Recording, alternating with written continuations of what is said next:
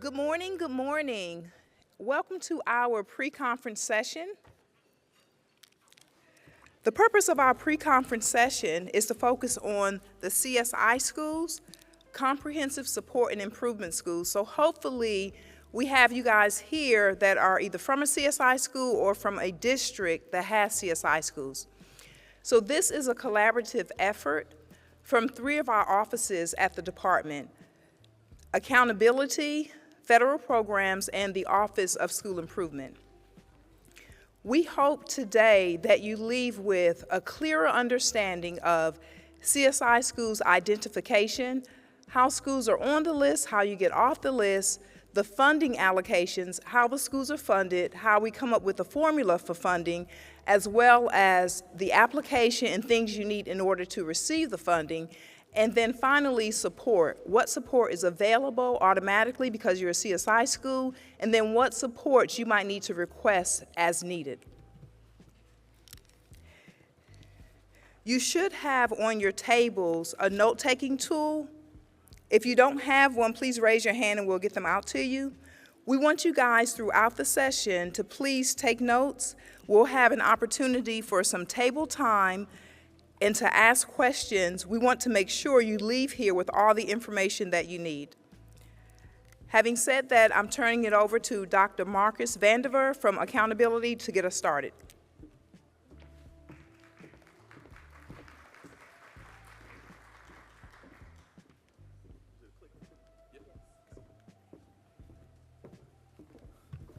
Good morning. How we doing today?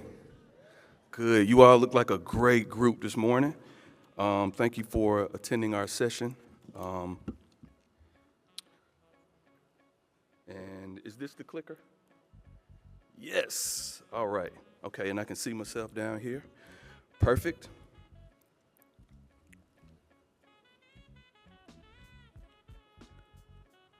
All right. So let's get started. I'm Marcus Vandiver, coordinator for accountability. And thank you again for joining us today. We're here to walk through the support school criteria and processes for fall 2025. And that's going to outline Alabama's accountability framework and improvement processes under Alabama's ESSA plan. So you know all of this is very critical to ensuring that we identify, support, and track progress in schools most in need of targeted or comprehensive support. It reflects our collective commitment to continuous improvement and student success. So today, we'll review the identification criteria for CSI, TSI, ATSI schools. We'll discuss exit and shift processes because they're very different. And then we'll tie those identification and exit shift criteria into processes that we'll do for fall 2025. So whether you're working on the state, district, or school level, the information we'll cover is designed to support strategic planning and decision-making for 2025-26. So I just pretty much gave you the purpose. I'm not going to reread that. So we'll look at identification criteria, we'll look at exit shift criteria, and then we'll talk about the groups that we will be using to identify schools and exit shift. And then we'll look at those specific processes. And this is going to be a little bit redundant, but when I get to the processes, you'll understand why I've broken the information out the way that I've done. So let's talk about our identification criteria. And basically, this criteria is very general. So I'm not going to put any years or anything specific to it. This is just kind of straight from ESSA, how you are identified as a support school. So when we start talking about CSI, there are 2 ways that you can become a CSI school. So that first bullet, that's any Title I school that is among the bottom 5% of Title I schools based on the total points for the all students group. And then the second way is if you have a school with a grade 12, regardless of Title I status, with an all student subgroup below 67%. Okay, so those are the 2 ways that you can be identified for CSI. When we talk about TSI, we start talking about subgroups. So TSI and ATSI are going to have to do with subgroups. So the way that you can be identified for a TSI school is that the total points of a specific subgroup of the school are at or below the 75th percentile of the bottom 5% of Title I schools, and that specific subgroup does not show improvement in total points over a 3-year time frame, okay? So that's just the general way that you can become a TSI school. Now remember that ATSI schools are a subset of the TSI schools.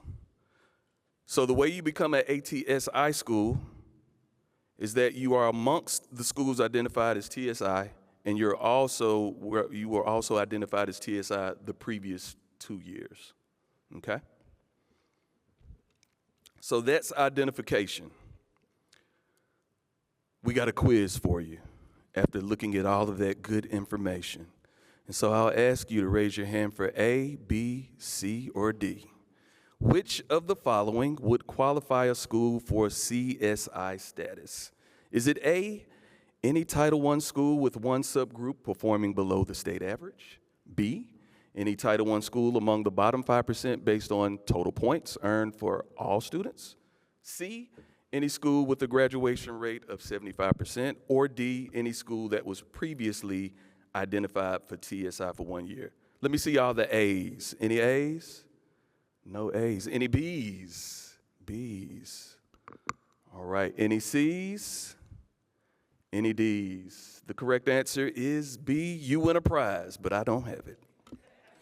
I apologize. All right, let's keep going. Now, we've always talked about identification kind of in one kind of big area. So I wanted to kind of break it up. And so we have identification, but we also have exit shift. And our exit shift criteria happens to schools that have already been identified, okay? So these are schools that are trying to get out of a particular status. And so remember that our ATSI schools and our CSI schools are named every 3 years, but the TSI schools are named yearly. So I'm going to really only concentrate on the ATSI and the CSI. So we're talking about CSI low performing, and these are the schools that are in the bottom 5%, our Title I schools that are in the bottom 5%. And so in order for you to exit that particular status, you must show improvement based on total points of the all-student subgroup, and that is as compared to the time of identification for this particular category, okay? And you must be above the bottom 5% of Title I schools identified for CSI based on that all-student subgroup. So not only do you have to show improvement from when you first got in 3 years ago, but you also have to not get back on the current list that will be running for 2025. That's what that second bullet means. So you can't be in the bottom 5%. So you have 2 conditions you have to follow in order to exit, okay? A low-performing school that does not exit will shift to CSI returning, okay? And that's CSIR. Let's talk about those low grad rate schools because that was the second bullet from our CSI identification.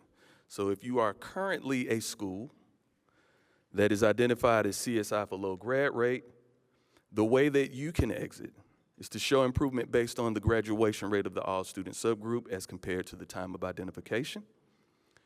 And then that CSI low graduation rate school that does not exit will shift to CSI returning, okay? Let's talk about our CSI schools returning. And you'll notice in that first bullet, in order to exit, you have to show improvement based on the specific shift exit criteria. So that may be a low performing school, a low graduation rate school, or a school not exiting ATSI. And we'll talk about those schools in just a second. And again, you have to show improvement based on that criteria as compared to the time of identification. And you must be above the bottom 5% of Title I schools identified for CSI based on total points. Any school that is CSI returning that does not exit will remain designated as CSIR, okay? Let's talk about those CSI schools that become CSI because they didn't exit ATSI. So this is for a specific subgroup. So to exit a CSI school not exiting ATSI, you must show improvement based on the total points of the identified subgroup. Now, notice I'm saying identified here because this school is currently already a CSI school. So here we're talking about the identified subgroup, which could have been special education, EL, one of those subgroups, one of the 10 that we have. So you need to show improvement based on that subgroup from the time of identification, and you must be above the 75th percentile. And I see it cut off on me at the bottom, but any CSI school not exiting ATSI will go to CSI returning, okay? So all of this is following ESSA. And remember, all of our low-performing, our graduation rate schools, our schools not exiting CSI that are labeled as CSI, they're just under a CSI umbrella. That's not a different category, okay? However, some of the criteria that you need to get out does follow you to CSIR, okay? Let's talk about our ATSI schools that are Title I and non-title. So let's talk about our Title I schools first because they do a little something different. And again, I see when I uploaded this that it kind of got cut off at the bottom, so I'll make sure I tell you exactly what that is. So to exit a Title I ATSI designation, a school must show improvement based on total points of that identified subgroup. And again, you must be above the bottom, above the 75th percentile of the bottom 5%. A Title I ATSI school that does not exit will shift to CSI, not exiting ATSI.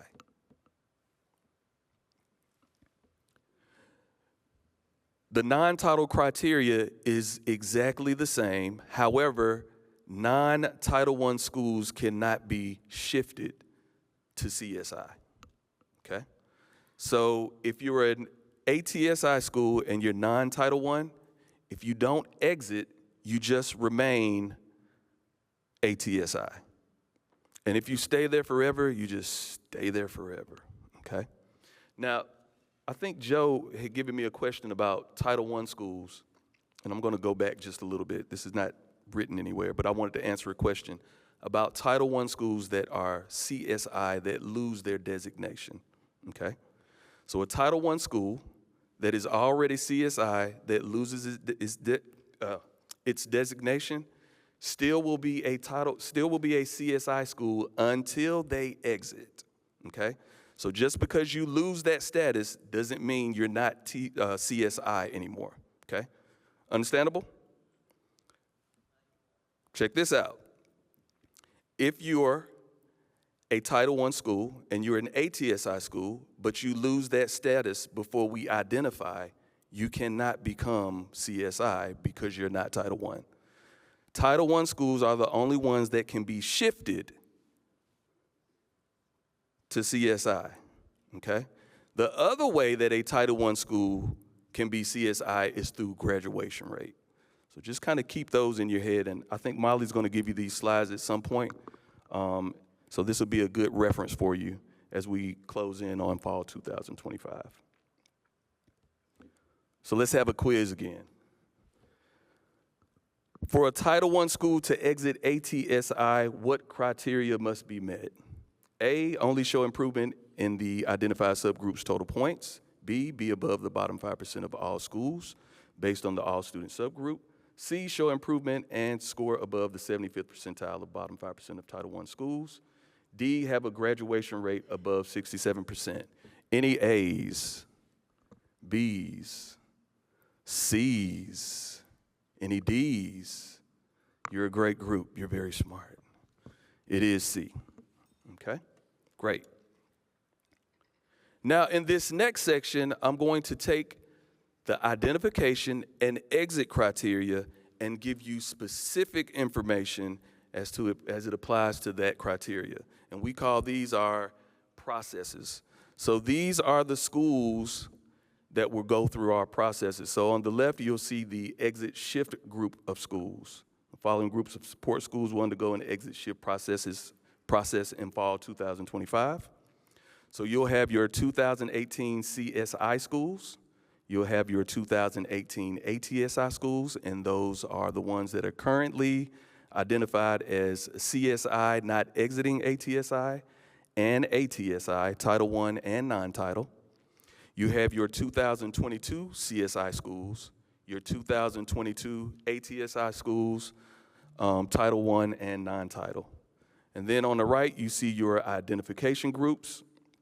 Those are going to be our 2025 CSI schools, TSI schools, and ATSI schools. Down in this orange box, it's orange for a reason because I need you to see it.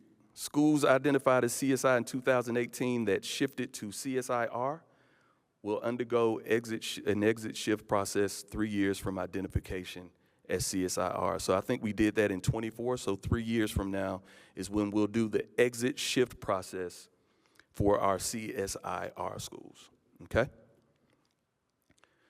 So these are the fall 2025 exit shift processes that we will use coming up this fall after we get out of all of our good, rich information. So again, these exit shift criteria processes use the criteria, but here you'll see specific years. So this first one is our 2018 CSI low performing exit shift process. And so these are the schools that were at the bottom 5% in 2018, and they've gone through some transition. But a CSI low performing school will exit if the all student subgroup of a school shows improvement in total points from 2018, when they were identified, to 2025. And the total points of the all-student subgroup of the school are above the bottom 5% of Title I schools identified as CSI. Now, if you exit this status, you're good, because I think in 22 and 23 we did 2 shift processes, but we didn't exit you. So now that we're in a renaming year, we can actually exit. So if you actually exit, you are off the list. However, if you do not, if you read at the bottom, a school that does not exit will shift to CSI returning, okay? So those are 2018 CSI schools that are low performing. Our CSI schools that have a low grad rate, for them to exit, the all-student subgroup of a school shows improvement in grad rate from 18 to 2025. And I don't think we have any schools. I don't think we have any of these left. I think our grad rate schools are in 22. So I think we'll be fine on this one. But if we have one and they do not exit, they also shift to CSI returning. For our CSI schools from 2018 that did not exit ATSI, so currently they are CSI not exiting ATSI. In order to exit the identified subgroup of a school shows improvement in total points from 2023 to 2025. I got a trivia question for you. Why is it 2023 and not 2018? I also have the answer. The answer is because when you move from one category to the next, you get a new identification year. So any school that moves from ATSI to CSI gets a new identification. So we did these schools in 2023, so their new identification is 2023, so they need to show improvement from 23 in order to exit. They also need to show total points that are above the 75th percentile for that specific identified subgroup. Now, if you exit, you exit. If not, those schools also shift to CSI returning, okay? Let's talk about our 2018 Title I schools.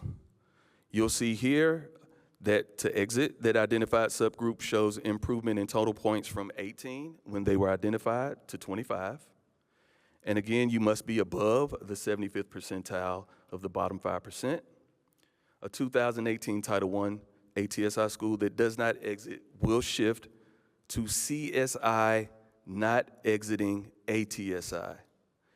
What will also happen here is that if you become that CSI not exiting ATSI, you've shifted to a different category. And so now that will become your new identification when you get ready to exit 3 years from then, okay? Our non-Title I ATSI schools, this is their exit process. Again, same exit process. However, our non-Title I schools don't shift, they just remain ATSI. Let's talk about our 2022 group. So that first group is the low-performing exit process. And this is the same as the low-performing, however, you'll see the difference is the identification year. So rather than exiting like that 2018, they had the 2018 identification year. These 22 schools, they have to show improvement in total points from 22 to 25. And then, of course, have to be above the bottom 5% of Title I schools identified for CSI. These schools that do not exit will shift to CSI returning.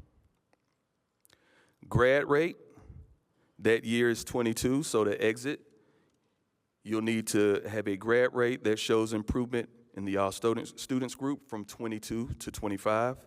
Any school that does not exit will shift to CSI returning. And then we have our 2022 Title I and our 2022 non-title.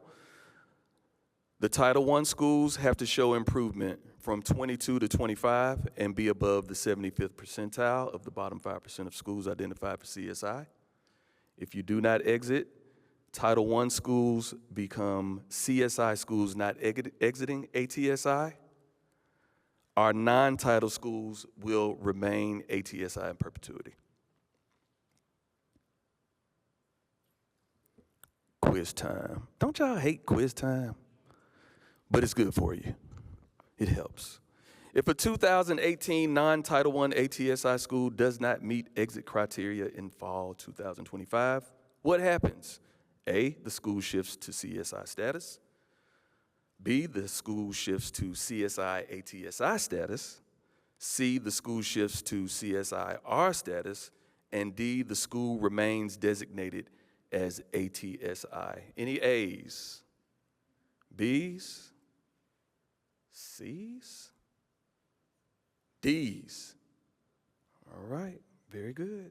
Our non-title schools cannot go to CSI, so they remain ATSI in perpetuity. Now let's talk about our fall 2025 identification processes. And so when we talk about our 2025 CSI schools, now remember this is the identification process. So these are schools that are not currently support schools, okay?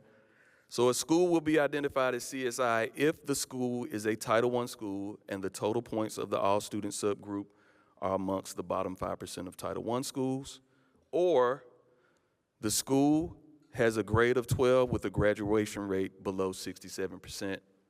And again, it doesn't matter if you're title or non-title for graduation rate. A school identified as CSI in fall 25 will remain designated for CSI for 3 years and will be eligible to exit in 2028. Our TSI schools will be identified if the total points of a specific subgroup of the school are at or below the 75th percentile of the bottom 5%, and the specific subgroup of a school did not show improvement in a 3-year time frame, so that 3-year time frame has to include the current year, and then 2 years back will be 23. So we'll look at 23 to 25 to determine whether you've shown improvement. If you have shown improvement and you are not in that below that 75th percentile, you are not identified. However, if you are, you will remain designated as TSI for 1 year. And lastly, our 2025 ATSI schools. A school will be identified as ATSI if the school is among the schools identified as TSI. So if you're in that last group, but you were also identified for TSI in 23 and 24, so 3 years in a row, okay? And so if you meet these criteria, then you will be eligible for ATSI, stay there for 3 years, and exit in 2028.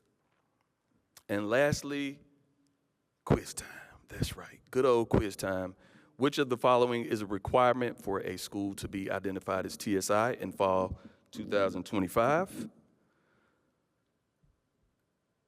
The school was previously identified as CSI. B, the school has a graduation rate below 67%. C, the school has a specific subgroup that did not show improvement from 23 to 25. D, the school was a TSI school for the previous 2 years. A, any A's? Any B's? C's? All right, and D. Okay, very good. This is our contact information. I love to talk technical assistance. I don't mind speaking with you personally. I also have some people in my office that don't mind speaking to you. But if you want to speak with me, I'm absolutely fine with that. We'll put one of my specialists on the phone with us. So please, use my email, use my phone number. If anybody in here knows me, they know I don't mind speaking with you. Molly, are we doing questions now or after? Questions now. Any questions? What? Clear as mud. Thank you. All right, we got one here. I think they're going to bring you a microphone.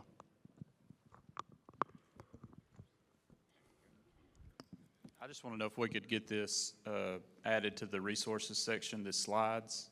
Absolutely. I think we're going to do this. Okay. Please. Morning.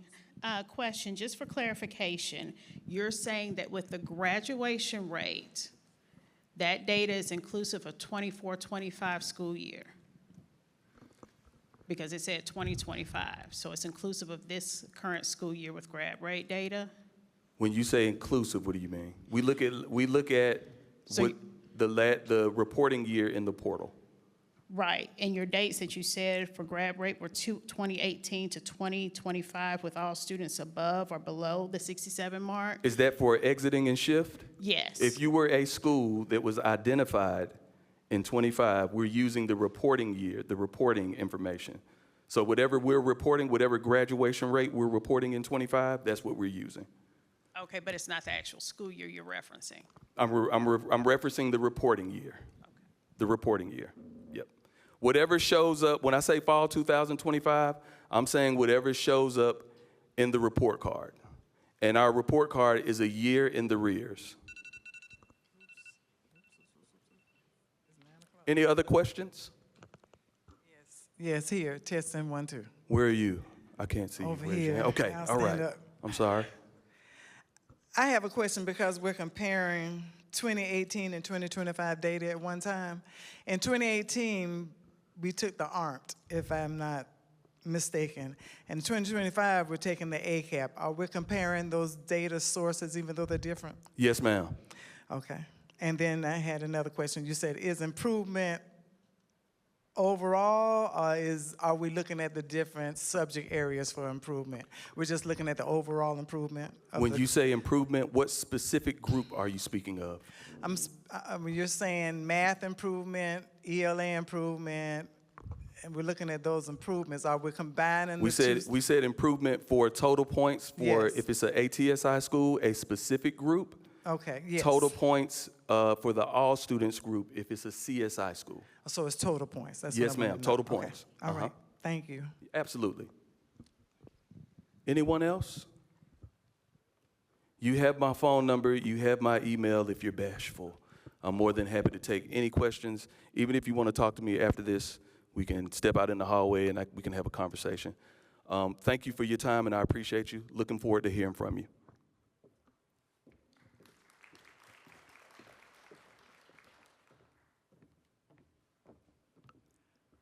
Okay, before Dr. Hawkins comes to talk about a little bit about the funding application and what's needed in order to receive CSI funds, I want to focus specifically on the funding formula. Most of you guys know that we changed over the past couple years. We did things a little differently.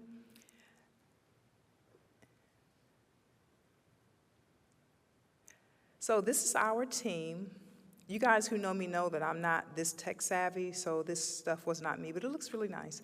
So this is our team that primarily works with CSI schools. Dr. Hawkins will be here in just a minute. Dr. Dana Williams, if you don't know her, Dana, wave your hand, please. So Dana works alongside OSI to help support some of the CSI schools in the districts that have CSI schools. She primarily is responsible for checking all those wonderful ASIPs, and she provides feedback. If anybody needs help with any of that, please feel free to reach out to her. She does an excellent job. So as far as our formula for funding CSI schools, prior to 2022, it was basically PPA, based per pupil allocation, based on how many students are in the school. The small schools receive small amount of money, large schools receive large amount of funds, regardless of how many special ed students you have, regardless of how many ELs, homeless, no populations, didn't matter. It was just how many students you had. So we engaged in a community of practice with the U.S. Department of Education, and there were several goals that we had, several priorities from the program, one of them being to look at our funding formula and make it one that is student-centered. So I'm not going to go through the other priorities of the program, but you can see that. But specifically for the CSI schools, we wanted to look at what we were doing. Are we getting the results that we want or need? And the answer was no, so what might we need to do a little differently? And so we looked at funding for CSI schools. And so we wanted to look at specific indicators. There are 7 indicators that we looked at, many more that we wanted to look at, we just didn't collect, as of now, don't collect the data at the department or don't have a good, clean way of getting the data. So first, we're looking at poverty, academic performance. Both of those were weighted about the same. Also, there are a few other indicators. Special ed, the SIR data, that's, of course, the student incident reports, the chronic absenteeism, EL, and homeless populations, all were weighted, but weighted significantly less than poverty and low academic performance. So we had each of those indicators, and we went through to see what's the best way to weight the schools where if I have a small school but a large population of EL students, of poverty students, homeless students, I'm getting more funds to be able to do something with those students. And if I have a large school, but not necessarily a lot of students that are in my special pops, what's the best way to make sure I'm leveraging those funds correctly and not just getting a lot of money that may or may not be spent the way it's intended to be. So that was our plan. The first graphic you see, that's the previous system. We already know that wasn't working. That was a per pupil allocation that we're used to.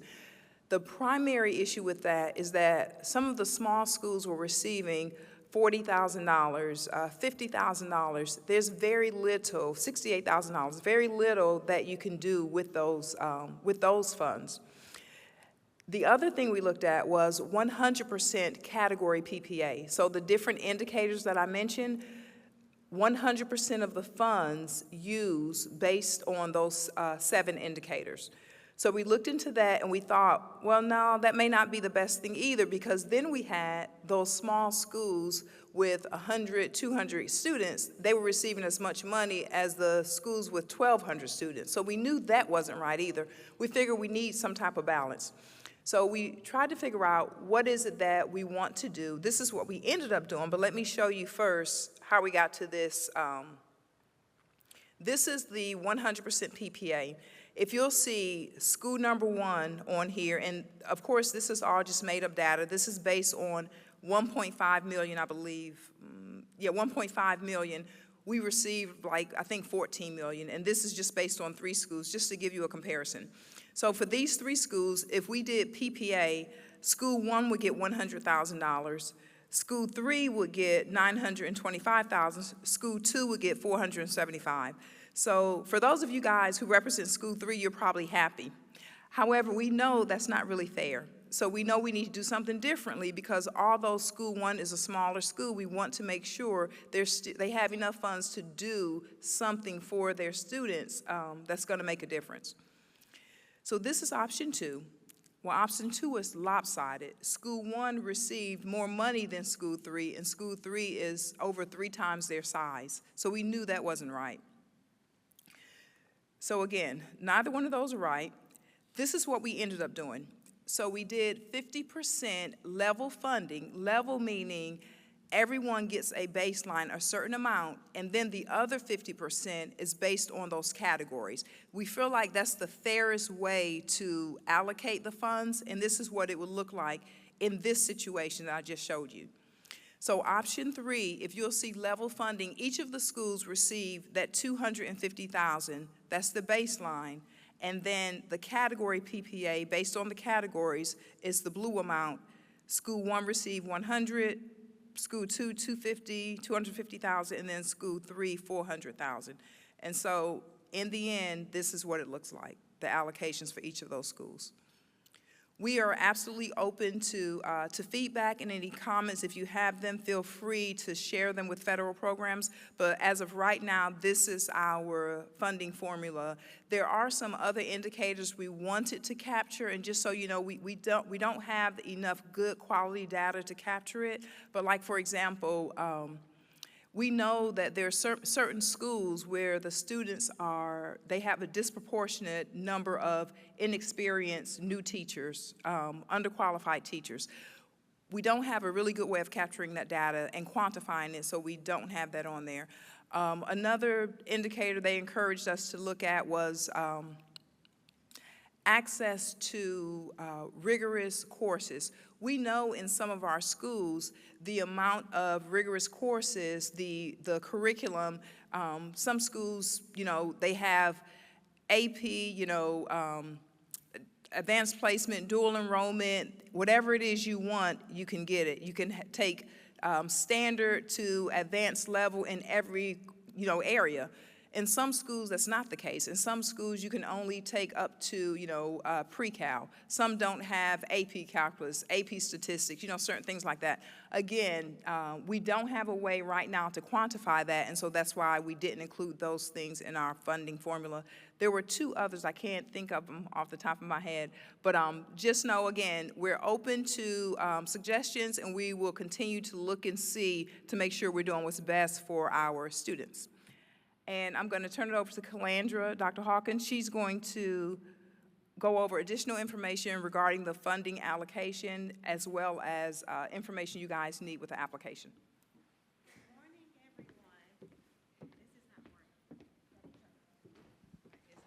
working. Well, I guess I need to speak into the mic. There you go. Okay, so I feel like singing one of those songs that my daughter used to sing at pre-K, that good morning. That's what we need right now. Y'all want to sing, or you want me to go ahead and present? I think I'll go ahead and present. Okay, so good morning. How are you all this morning? Okay, so Dr. Vanderbilt talked to you about getting on the list and how to get off the list. Dr. Killingsworth talked to you about how you receive your allocations. Today, I'm going to talk about what we do with those allocations, in my opinion, the most important part, and that is planning. Of course, we know our allocations are used to drive our ASIP. That is the fund source that's used to fund our ASIP. And our goal is to look at those initiatives and look at those barriers, and identify initiatives that's going to help you close those barriers. And a lot of you may not know if you'll be on the list that's coming up. You don't know if you're going to get off the list. I know that list, the updated list, is coming out sometime in the fall maybe, but school will already been started. So what do?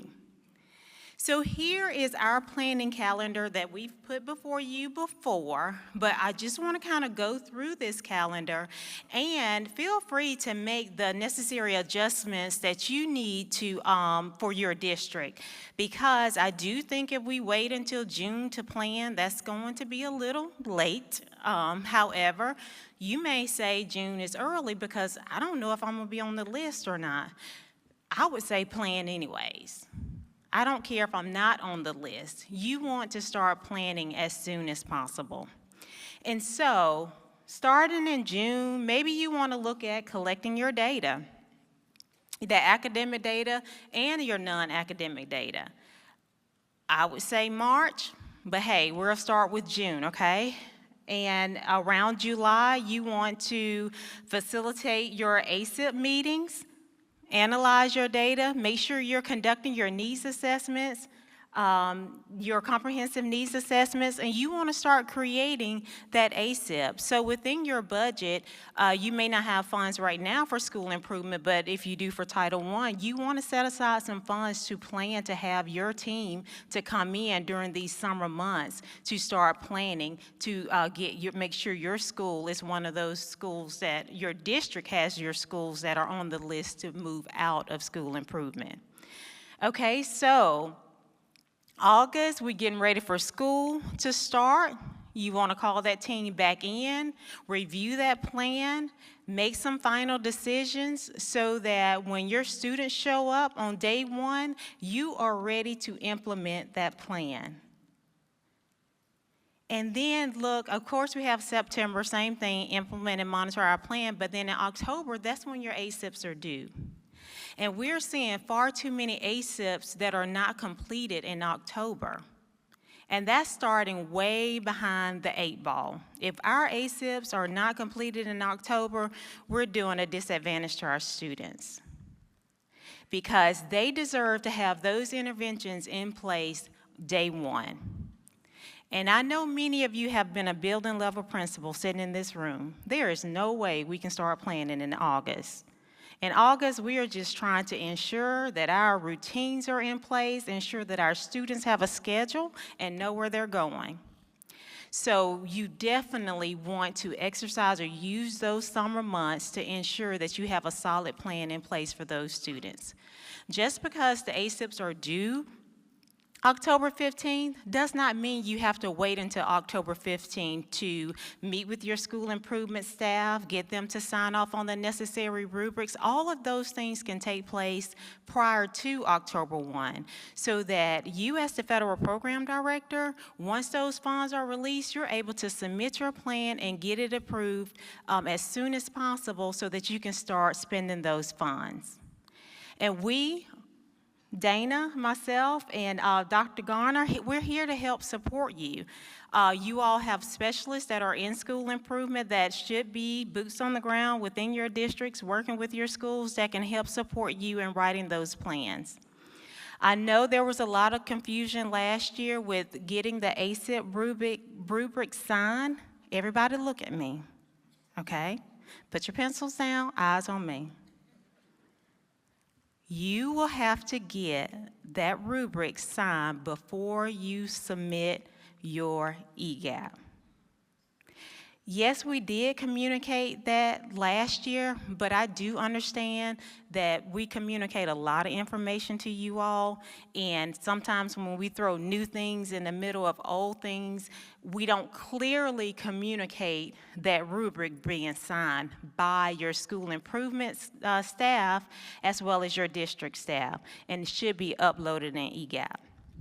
But put your pencils down and hear me. What has to be uploaded in that EGAP? Well, are we doing diagnostics or is it in EGAP, Dana? In diagnostics, but it has to be there, okay? What has to be in the diagnostics? Rubric signed by who? The district and the state, and right, the state we're talking about OSI. Okay? Once you complete the EGAP, that part is another step in the process that will be checked. All right? So you continue your year with your mid-year reviews that should start taking place around November, December. You make the adjustments to your plan as you need to make the adjustments. You want to move around any money that needs to be moved around, maybe some new initiatives that have come aboard. Maybe there are some things that you thought you can do in June that you come to find out December, I can't hire this specialist that I was looking for. So let's go ahead and alter that budget, that plan, so that funds that we had allocated for that particular position won't just be sitting there not being used to benefit our students, okay? So, mid-year reviews, we make our adjustments. Here we come around February and March. We review our initiatives to make sure we are making some gains, see some improvements. And then March, April, we're looking at our data to start closing out the year that we're currently in to start planning for the next year, okay? So, this is just a recommendation as far as a calendar. If I would say, I will start that planning a little bit early, but those of you who are unsure whether you'll be on the list or not on the list, I would recommend plan as if you are, and if you're not, great, you still have to plan anyways, because every school in the state of Alabama, whether Title I, CSI, it doesn't matter, they all have to have an ASEP. They all have to have a completed ASEP. Okay? Questions? Mm-hmm. Mm-hmm.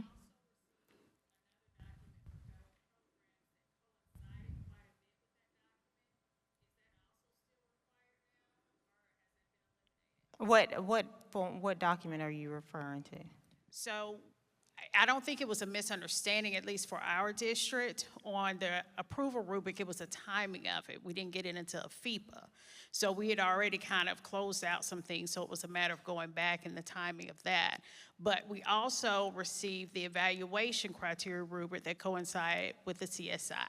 And some of that information overlapped with the rubric. So is there, and I think the question at FEPA is there a way you all can combine it so we're not having multiple documents and we can just submit one thing? Are you talking about the program evaluation? That's correct. The program evaluation is totally different. That's required. We have to evaluate our program. That's required by ESSA. Now, the rubric itself has been adjusted, to my understanding. There should not be a duplicate of work. And Dr. Garner can talk more about the rubric that you would have signed. The program evaluation we will talk about, and Jennifer will talk about in her session, but that has not changed as far as school improvement is concerned. But they should not overlap in work. All right, so in the planning process, oh yes. I'm so sorry. I don't mind professing my ignorance in front of a group of total strangers. It's okay. I'm new here. Where do you find this rubric?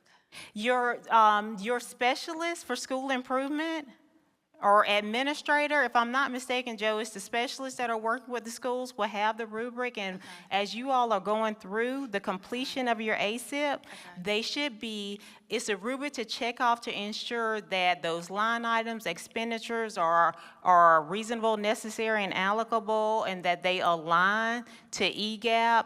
It's just a variety. I haven't personally seen the rubric, but your school improvement specialist will have the rubric, and they will use this rubric as they are planning and meeting with their schools. Okay. Once it's complete and signed off by the school improvement specialist and that principal and district level, then that could be uploaded into diagnostics. Thank you. We'll show a copy of the rubric in just a few after Joe presents. Okay, all right? So you'll know exactly what it is that you're looking for. Okay, so back to that planning phase. We want to make sure that we're doing our comprehensive needs assessments, and that comprehensive needs assessment is located in eProof, and there are the exact steps how to get to that comprehensive needs assessments. You want to ensure that you have everyone's input as you're completing that needs assessments. Below are some questions that you may want to go through and ask yourself, ask your team, making sure you have the right people on your team, making sure you have input from your stakeholders. You're using a variety of data to conduct that needs assessment, identify the needs of your schools and your community to help support those low performance students and closing those achievement gaps ultimately. Okay? Now, identifying your resource barrier. These are some things you want to consider. Of course, the student needs, your school type, what's your enrollment projection, your teachers, any vacancies that has to be filled. Those are the things you want to try to get filled as soon as possible to ensure that we're not having barriers in place that we have control over. We want to eliminate all those barriers so that we can hit the ground running with the interventions that are necessary to close our gaps. Now, this is just the step that shows that your ASIP has to be approved at multiple levels. This is straight from the guidance, just for your reference. The goal is to ensure that your school improvement plans are intentional, developed to remove learning barriers, and provide direct services to our low-performing students, okay? And the biggest goal is we want to ensure that our expenditures are reasonable, necessary, and allocable to the grant. Now, I talked about earlier in EGAP, which you all will be completing the EGAP process. However, you are working hand in hand with your schools to help complete their ASIP. We just must ensure that the EGAP application and your ASIPs align. Dr. Williams spends a lot of time going through each of those ASIPs. She literally prints them all out and goes through each of those ASIPs as she's reviewing your EGAP application.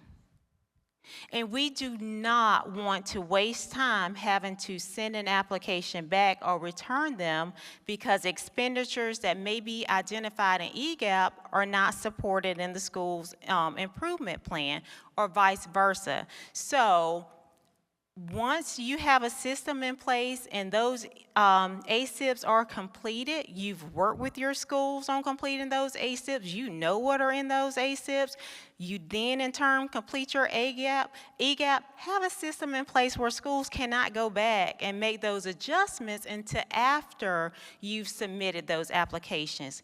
Hear me, I'm not saying they cannot adjust their plan. It is a working document and they should have the ability to adjust their plans when necessary, but not in the approval process. Once you've signed off on the ASIPs and OSI has signed off on the ASIPs and you are writing your EGAP, just have some type of system there so they cannot. And we've seen where schools have probably went back in and tweaked the plan after the federal program director has approved it and she's writing her EGAP and not aware. I mean, that's the reality. Life happens. We understand that. But just make sure your schools are aware that that's a process that's in place, that we have to ensure that the two of those documents align so that we can approve that EGAP in a quickly manner and not withhold your funds. Okay?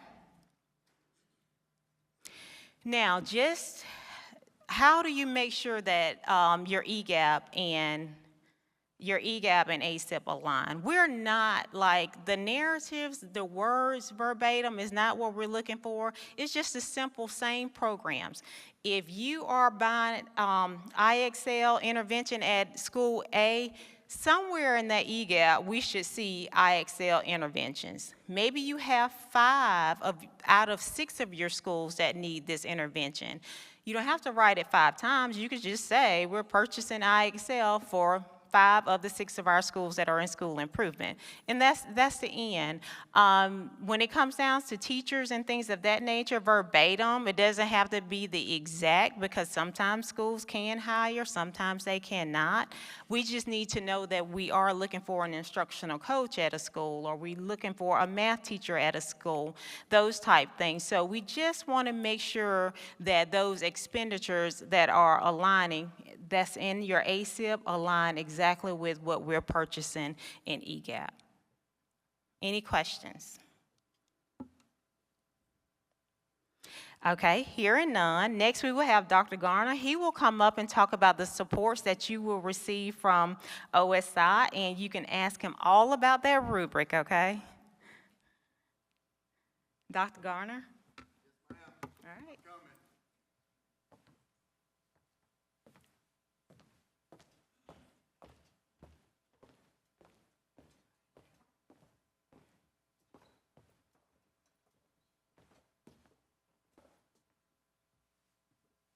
All right, this isn't going to work for me. I am not going to stand behind this podium. Anybody who knows me knows I'm not going to stand behind this podium. Can I have a mic, Molly? Will this one work if I just turn it on?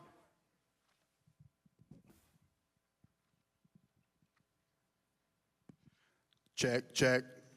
All right. Well, good morning, everyone.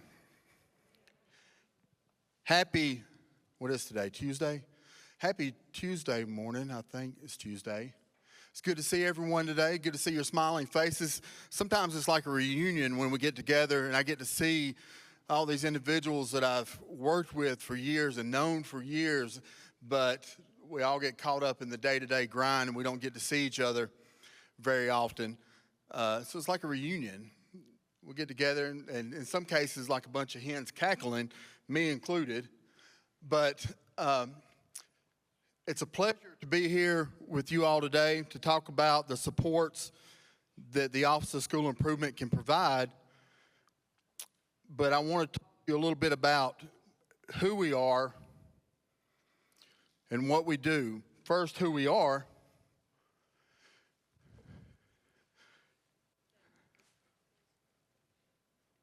Ma'am? I don't need that. All right. Who we are. The Office of School Improvement is made up of approximately 30 staff members. The ones you see on the screen, minus Shamaria. Shamaria, raise your hand. Her picture has not been added yet. She is new to our team. But the individuals you see on the screen are our full-time staff members spread out from across the state. And we have some with us today. If you would, please just stand up. You don't have to introduce yourself. I promise you're not going to have to introduce yourself. If you're with LSI, please stand. Wave at our friends. These individuals, you know, they represent the State Department of Education. They're regionally based. They work as far north in the state of Alabama, as far south and far east, and as far west in the state of Alabama. If you need anything from the Office of School Improvement, please don't hesitate to reach out to us. Our support is designed to address deficiencies or areas of improvement in the indicator areas for your report card. So that is academic achievement, academic growth, chronic absenteeism, graduation rate, college and career readiness rate, and progress toward EL proficiency. Those are those indicator areas that make up your overall report card score that is used to identify CSI schools. Now, having been a principal for 21 years and going through the 12-step recovery process, I'm still working my way through that. And even some conversations I've had this morning with some of you, I understand the challenges that is faced. The moment you focus your attention on academic achievement, chronic absenteeism kind of goes. The moment you focus on chronic absenteeism, the grad rate kind of wavers a little bit. I know some of you might find it hard to believe, but in 2005, I competed in a triathlon. And I know what you're thinking. Yeah, look at him. He ain't competed in nothing. The buffet.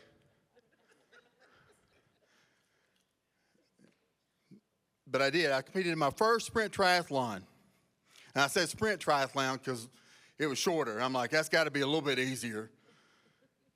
And in doing so, you know, you've got the swim, you've got the run, you've got the bike. And it's kind of easy to prepare. I could go to the gym, I could do the run on the treadmill, I could do the weight training, work on my muscle strength. But the swim, it was wintertime. I didn't know where to go. So what did I do? I looked at that and said, it's only a half-mile swim. Only a half-mile swim. I'm like, if those other people can do it, I can do it too. Day of the race, the first race of the season. I show up and have my wetsuit on. All right, I'm looking around because, you know, you got to check it out. So, do I look different from these people who are here? Yeah, I did. My wetsuit was camouflage for one. And everybody else had, you know, they had some logos on their wetsuits. You could tell they've done it before. And I'm walking around going, oh my gosh, I don't know about this. Is it too late to leave? I wonder if they locked the gate. And I'm thinking, well, you know, I can do it. I've prepared. I focused on the run. I focused on the bike ride. Just a half-mile swim. And y'all, there's a reason they do that swim first. Because if they saved it to the end, you die. So the gun fires. We hit the water. I get hit with elbows. I get kicked in the head. I'm taking on water within the first 10 yards. By that time, I'm like, ooh, kind of slow down like I could help it, you know. So I go to the back. There's a guy in a wheelchair with floats on it behind me. We round the buoy. What didn't look like that far from the shore, pretty far. We round the buoy, and I'm working my way back. I'm floating on my back. Y'all can imagine. Thank goodness for the wetsuit I had on because it helped provide some buoyancy. I'm on my back. Not even a backstroke, just like little fins. Doing the best I could to stay afloat and not drown. And they have these safety individuals there who pull up alongside me in a kayak. You know, they're there to hopefully fish anyone out before they sink. And the guy looked at me and wanted to have a conversation. There's a reason why you don't see a lot of people running and talking a lot, because you got to breathe. And he's wanting to have a conversation. He's like, thought he was being cute. He thought he was being funny. He said, what kind of stroke is that? I'm like, hold. Let me stop. Survival stroke. Survival stroke, because that's the best I could do at that time in an area that I had not prepared for. I was in that survival stroke mode. That's how many principals approach all of those indicator areas that are up here. That's how they approach that academic achievement, academic growth, because those are extremely important. But, you know, grad rate will take care of itself. See, lack of preparation and lack of work on improving in one of those indicator areas can result in a CSI identification or result in an ATSI or TSI identification. You have to be able to, if not as the principal, address or have a working knowledge of each of those indicator areas. You have to be able to lead others so that your school can improve in each of those indicator areas. Because it's not about just the indicator areas, it's about opportunities for young men and young ladies to be successful.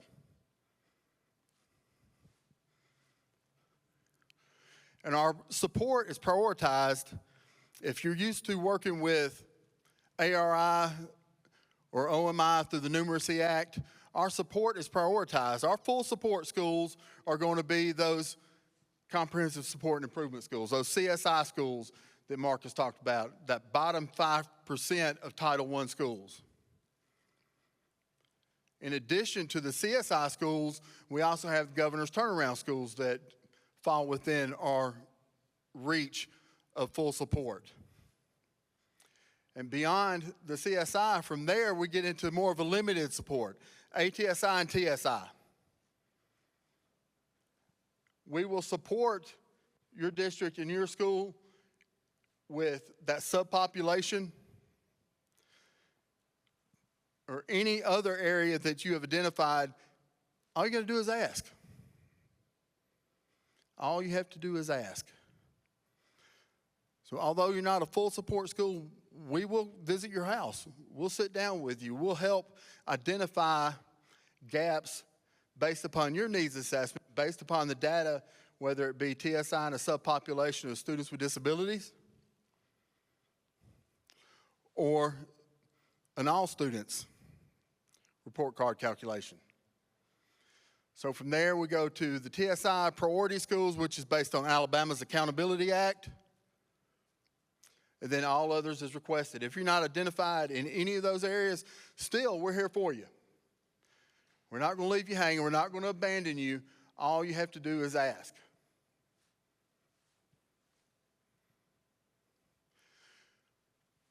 The support that we provide is kind of spelled out for you in our differentiated support guide, which is recently updated as of a week ago. And you can't see it here, but I wanted you to know that each of those federal identifications are listed in the differentiated support guide. What is expected of the school, what's expected of the district, and what the Office of School Improvement will provide. We have that same criteria for CSI, ATSI, and TSI, and now those schools that fail to exit CSI status, also known as CSIR.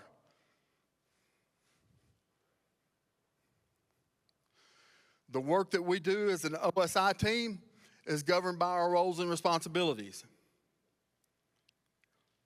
We just don't go in making stuff up and going, okay, well, we don't really know what we're doing. We have a guide for the work that we do as well that lays out the work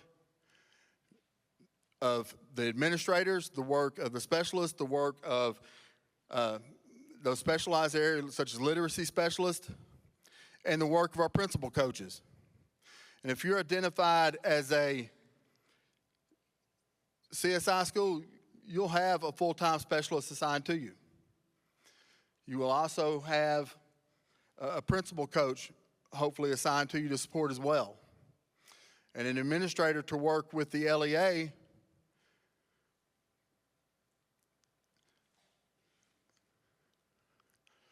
Our support and resources for the Office of School Improvement is on our new Office of School Improvement website. When we think about those accountability areas, is there anything that goes on in the school that doesn't have an impact on one of those accountability areas? Climate, culture? Yeah, oh heck yeah it does. We have a great deal of resources on our webpage to help you with the school improvement work. An example of some of the resources we have available is the leadership calendars. And these are hyperlinked when you get the presentation. Principal's calendar checklist. Like I said, as a recovering principal of 21 years, not a whole lot that I haven't seen, not a whole lot that I haven't had to deal with, and I learned lessons really well the hard way. So this all came about through some tough lessons learned and wishing that I had something to guide the work of a principal. Because as the principal, things had changed over 20 years. No longer are you the manager of butts and buses. When I first started, if you coached, you could discipline, oh, you're good to go. You're going to be a successful principal. Nowadays, you're the instructional leader. And you're expected to be that instructional leader. The principal's calendar guide that work and remind you all, it's not the be-all, end-all, you must do this, but it's a great deal of resources embedded within this document, hyperlinked in this document to help guide the work you need to be doing as an instructional leader. We also have the district curriculum leader calendar, and one of my favorite, the Power School calendar.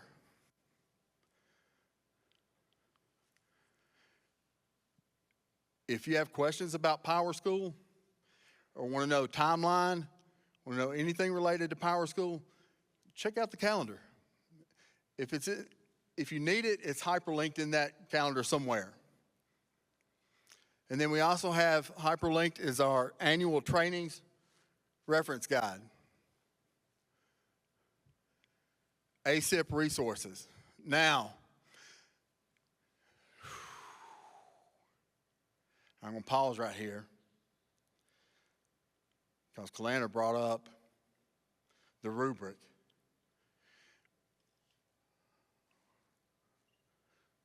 Stephanie, you're already looking mad at me because I even said rubric. And she looked at me angry. I want you all to know that we heard you. We listened to you. This was our first year rolling out any rubric of any kind to guide ASIP, as well as provide us with an opportunity to do checks and balances for compliance monitoring and ensure that federal guidelines are being met. Because what you don't know, a year and a half ago, we went through federal monitoring. And the outcome of federal monitoring wasn't that we're not spending more time or not spending enough time in the schools. The outcome of federal monitoring is, what are you doing with the LEAs? What am I doing with y'all? And what are you doing to support the schools?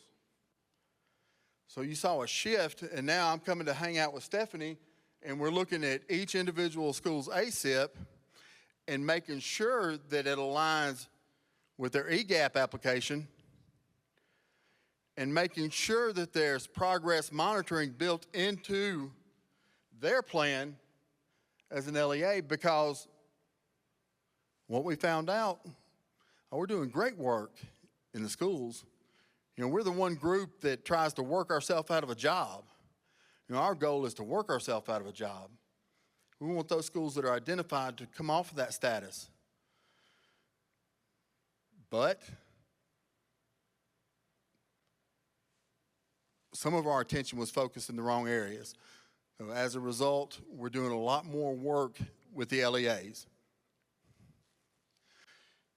We do have a new, and I won't call it a rubric, Stephanie, because it's not really a rubric. It's a diagnostic because we listened to you, Blake. It's all Blake's fault. Because we listened to you, we have identified a means to complete a diagnostic that will also help guide your work with a Title I school-wide diagnostic that needs assessment. And I'm going to, hopefully after we finish up here, I'm going to show, if we can, did you get that yet, Molly? Okay. Hopefully bring it up and show you the new diagnostic. We will be providing some training on that CSI, CSIR, ASIP/federal funding diagnostic at Mega. We have an entire session devoted to that, but I will introduce it to you before we get out of here today. I want to make sure you have that and see what it allows you to do with your planning and identification of gaps and monitor funding.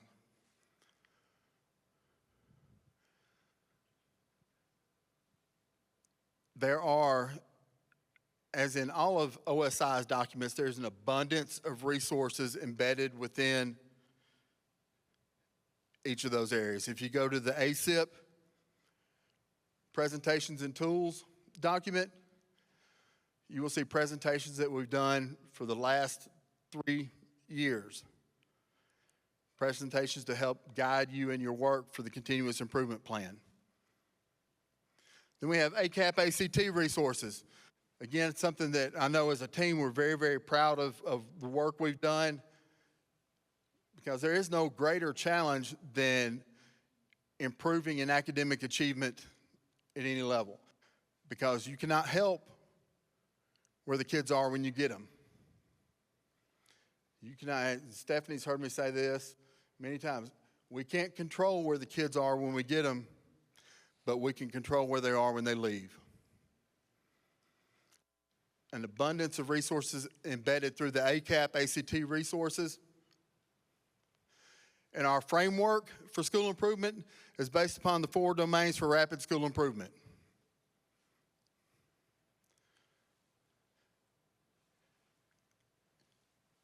That guides the work we do. When we, if you are identified as a CSI school, not long after identification, we will come in and do a needs assessment.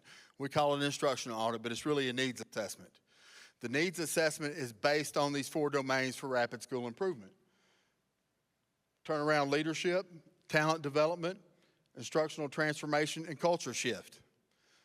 Those are all, some of those resources are hyperlinked for you. Now, ACIP requirements from a school improvement standpoint. We get asked often, well, what does the LEA have to do with ACIPs?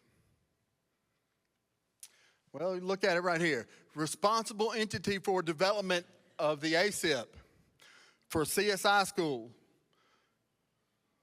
Look and see what it says. LEA. The LEA is responsible for ensuring that each school has that continuous improvement plan. For ATSI and TSI, it's the school's responsibility. But for CSI, the LEA's responsibility to ensure that that plan is being done. All right, in partnership with stakeholders, including principal and other school leaders, teachers, and parents. What stakeholders do we have involved in the process? And y'all, this is not stuff that's optional. This is stuff that's identified by ESSA as must be done. Must be done. You must include stakeholders if you are a CSI school. You must include stakeholders if you're an ATSI or TSI school. Now, this is a big one here, based on a needs assessment. If you're developing or you have a principal or leadership team that is developing the continuous improvement plan without having done the needs assessment, or worst case scenario, they're copying last year's Title I school-wide diagnostic and pasting it to this year and forgetting to change the dates. Yeah, y'all know what I'm talking about. Y'all know exactly what I'm talking about. ESSA mandates that that needs assessment be done.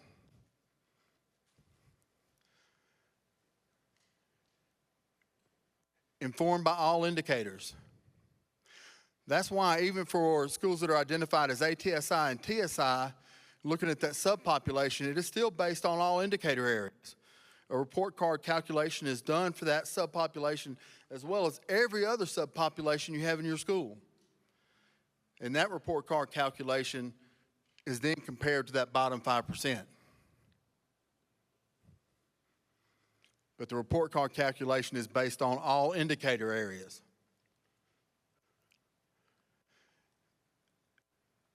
All continuous improvement plans should include evidence-based interventions. I know by now, we probably know that.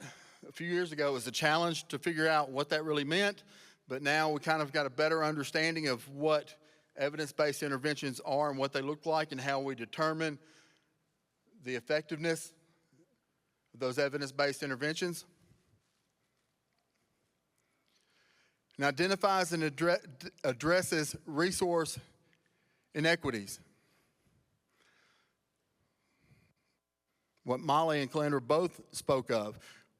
What if it's programmatic? What if we don't offer the same programs for all students? What if we don't have the AP programs in place?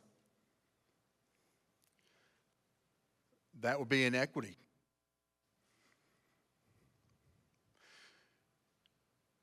All right, and approving of the ASIP and monitoring of the ASIP. You see right there under the CSI column, who approves and monitors the ASIP? The school, the LEA, and the Office of School Improvement. And again, that's not something that's optional, not something we just pulled out of a bag somewhere. That's mandated. So when we have those ongoing meetings, progress monitoring meetings with y'all, and we go back and forth between Dr. Dana, myself, the administrators assigned to your district, that's the reason why. And then approving the ASIP and monitoring for ATSI and TSI. All right, so check that out.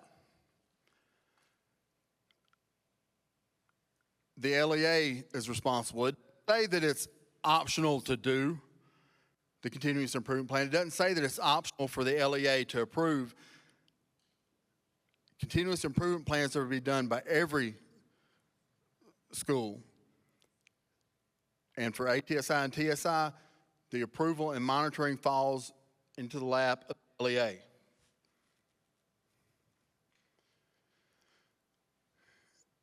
All right, continued ASIP requirements for CSI identification. Just to kind of recap on what my friend Marcus talked about, the 3 areas for being identified as a CSI school. You got low performing, you got low graduation rate, and you've got not exiting ATSI status. The description of those, but ASIP requirements for each identified school, the LEA must develop a plan that is reviewed and approved by the school LEA and state that this is what it must include. Is informed by all indicators. We talked about that one just a little bit ago. Includes one or more evidence-based intervention. We talked about that just a moment ago. Is based on the needs assessment. We talked about that just a little bit ago as well. And it identifies resource inequities. So again, nothing surprising there. And this is direct language out of the regulatory, non-regulatory guidance we get from the federal government. And then we have the same for ATSI, additional targeted support and improvement schools, description of ATSI schools, and then ASIP requirements is a little bit less than what is required for CSI schools. And then the ASIP requirements for TSI, which is even slightly less than what ATSI schools are required to include. Then we have schools failing to exit CSI status. If you were to Google CSIR, the only state you would find that in would be Alabama, because that's what we chose to call schools that fail to exit. So if you're looking to see what other states are doing with CSIR, you'll not find it. That's what we chose as a state to identify those schools that fail to exit CSI status.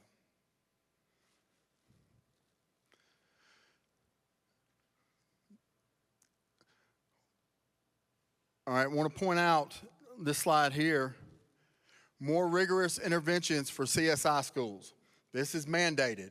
Schools that fail to exit that CSI status will become CSI returning schools, and they are subject to more rigorous interventions. Ladies and gentlemen, we don't know what those more rigorous interventions are going to be until that needs assessment is done. Based upon the needs assessment, we will identify what more rigorous interventions will be to support that school. It could be that chronic absenteeism is one of the more serious areas to identify for CSI status. We expect you to use some of your school improvement funding to hire an attendance clerk to help reduce chronic absenteeism. It could be IXL Could be something that is evidence-based, that we say you must use your school improvement funds to do this. No longer do you have the latitude to select, pick, and choose what you want, but it'll be more directed, more rigorous on the part of the Office of School Improvement, guiding you with your school improvement efforts. I also want to talk about your school improvement funding. When new schools are identified this fall, those schools that fail to exit CSI status will become that CSIR school. But with the new identification, we hope that those schools that are currently CSI will roll off. So we'll have a whole new set of CSI schools. I want to make sure you are aware, because this will be coming out in an MOU that we have with those schools and the LEAs that identify what work is to be done on the part of the school and what work or how we're going to support those schools. And this note talks about what we're going to do as a State Department. When we take our money off the top, we are planning on having a school improvement conference, a designated school improvement conference, as well as some other more focused, intentional school improvement efforts with that funding. So that will be in the MOU. I wanted to give you the heads up now, let you see it, so it's not totally surprised when it comes to you, because it will be in the MOU, as well as in a memorandum that I send out to the school superintendents.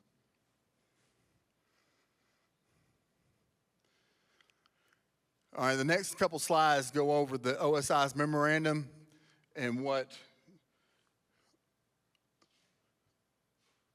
we expect you all to agree to with the Office of School Improvement. Keep in mind, it's not optional. This is, okay, you're going to get funding. This is your federal status. This is what we want to do. This is what we need you to do and commit to doing.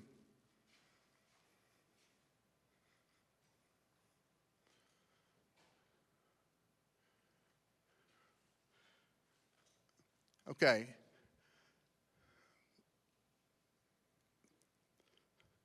All right, so you know who we are, you know what we do, and more important than either of those is why we do it. A quote, "We are blessed every day with the opportunity to help change the course of someone's life with our words, our actions, and our belief in their abilities. By changing our perspectives, we can change lives." That's what it's about. Because we are one family. We are one team.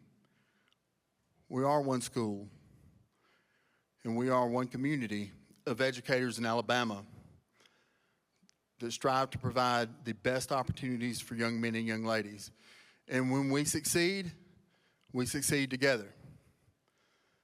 Thank you, ladies and gentlemen.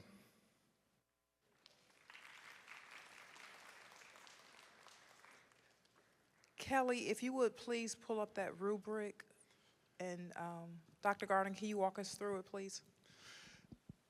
Yes, ma'am, but I'm not going to walk us through it. I'm going to hand it off, and she's going to kill me afterward because I'm handing it off to her. Carol Sherman and Taurus, you want to come up here and explain? Oh, and Taurus points at Carol. Please, Carol, if you would come up and explain the new diagnostic. And I'm sorry, before you start, I've already received a question. The question is this something that the schools themselves complete, or is this that you guys are completing it based on the school's information? No, Carol? But it is the schools will complete it. So the new, and again, Yeah, I'm going to kill him later. Maybe I shouldn't say that out loud, but this was not planned. And I'm like, Taurus, come on, come on. And Taurus isn't going to come help me either.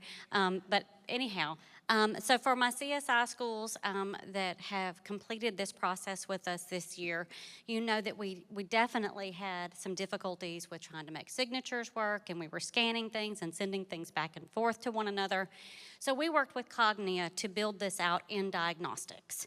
There is a little bit more robust information in it this year, but all of the signing pieces are in the diagnostics. In fact, you can actually find it in your diagnostic section in eProve right now if you'd like to open it.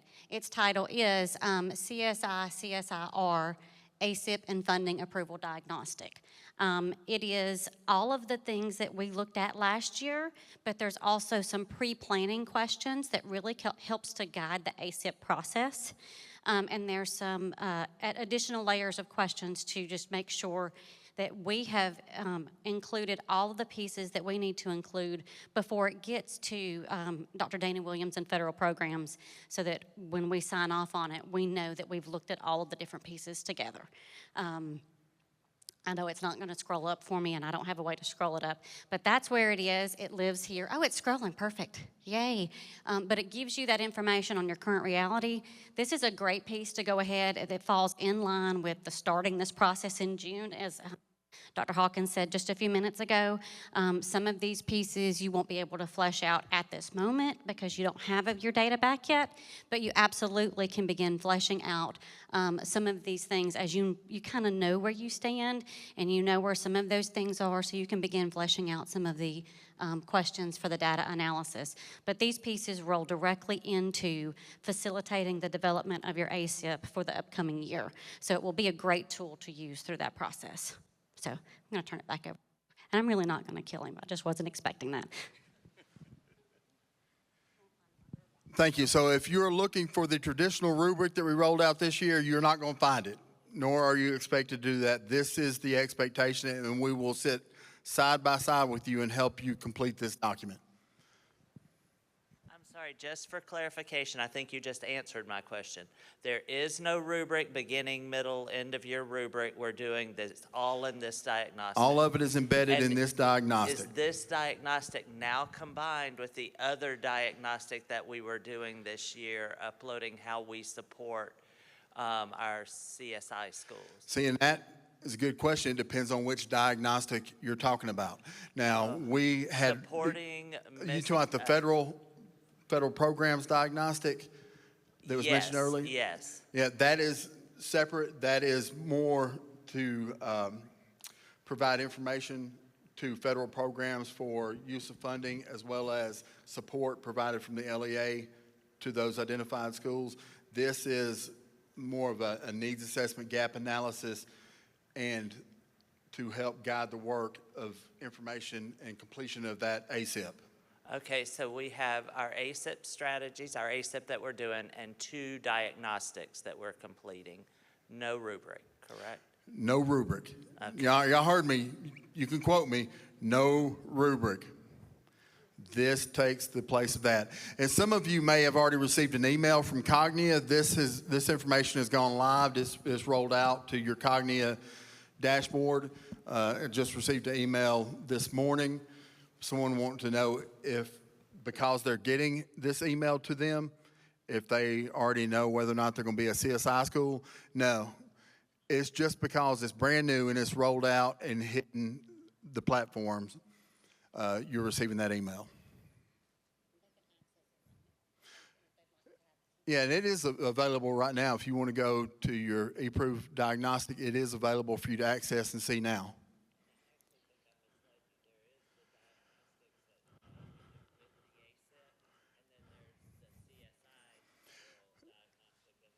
Yeah, I know. We had there for a while. I was getting confused how many diagnostic we had, because we did have a CSI ASIP diagnostic. This takes as well. Yes, Robin. So I just want to add to what Joe said. The diagnostic that you're looking at is inclusive of the ACIP rubric that you formally completed. So where you're looking at, there will be a place for you to attach data. It's all embedded now. So now you're not looking at, okay, let me send this rubric to my school improvement person. No, it's all embedded. The attachments are there. You'll still complete beginning, middle, and end. It's all inclusive in the platform.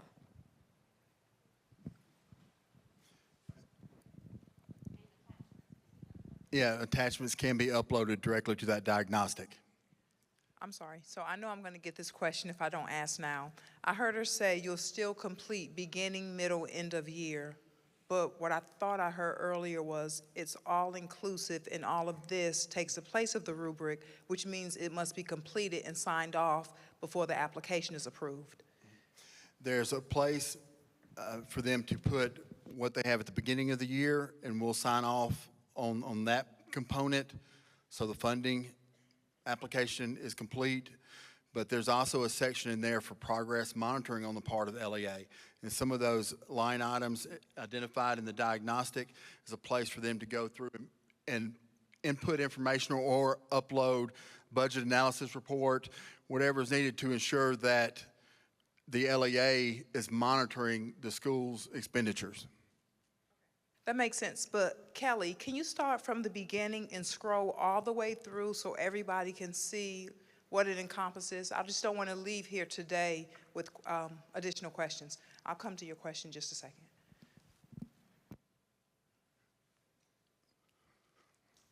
So, Joe, can you walk us through what we're seeing and then talk through the beginning, middle, end, what you just said, so they'll know what part needs completed in order for the application to be approved, and then at what point they do the mid-year and end of the year, please? Yes, ma'am.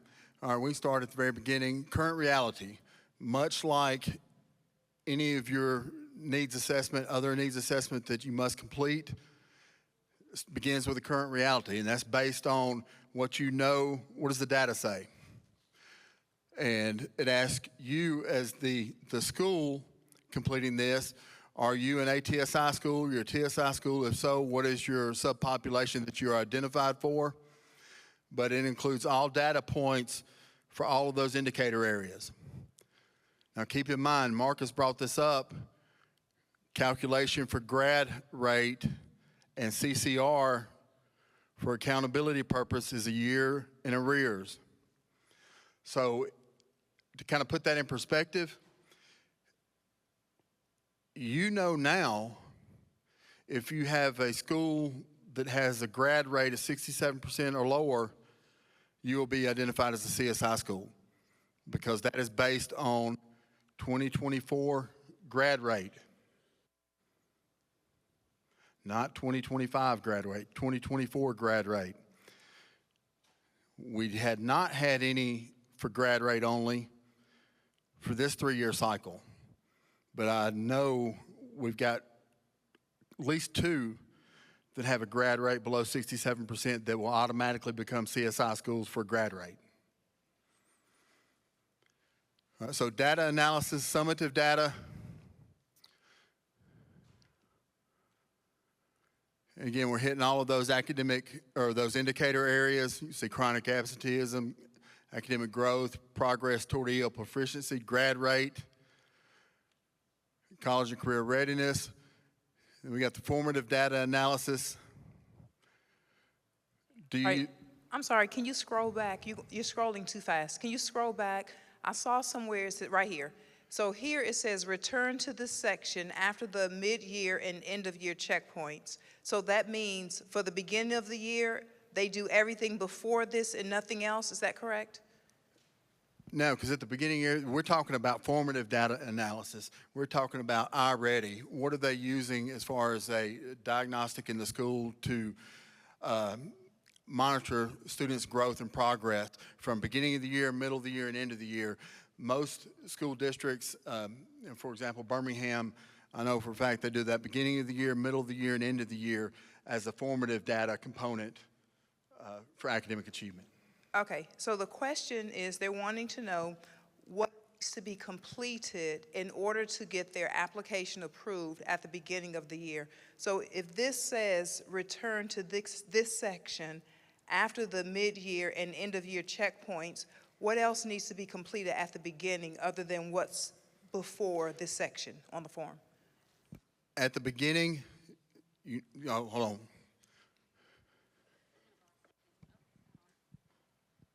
Is it on? Okay.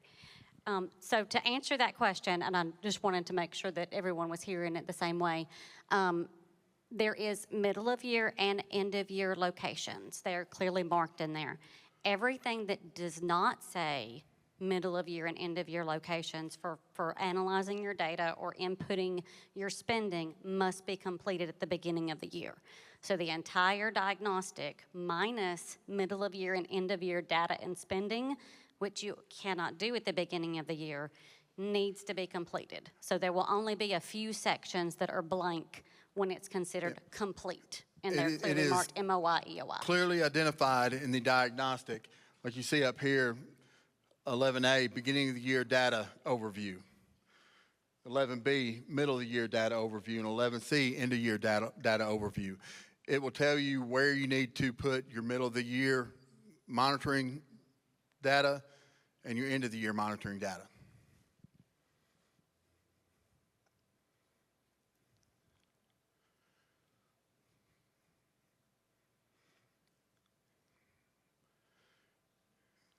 Just for clarity, scrolling through the diagnostic that you have up, it does talk about budget, and I keep hearing beginning of the year. So my understanding, and please correct me if I'm wrong, my understanding is that the schools that have been designated as CSI right now only are getting carryover for this year. Is that correct?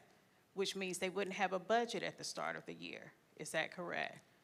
Which means that the new schools that may be identified would not also have a budget because they're not being identified until after October, correct? So at what point are we to complete this and have it signed off if we're missing essential information? Would that be correct?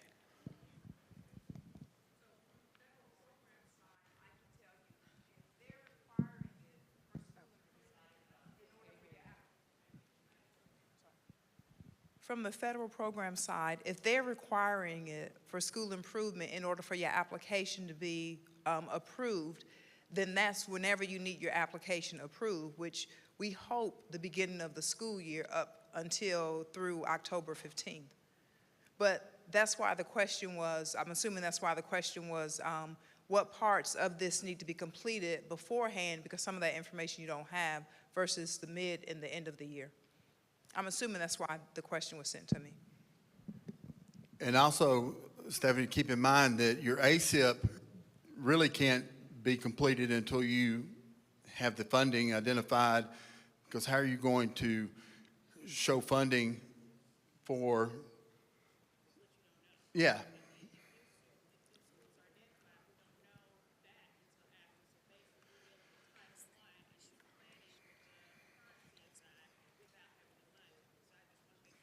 Yeah. And I'm not sure what the timeline is. I know last year that Title I funds came out a little bit earlier. And I would imagine that, you know, we would have to know those funds before your ASIP can be submitted for approval on October 15th. Anyway.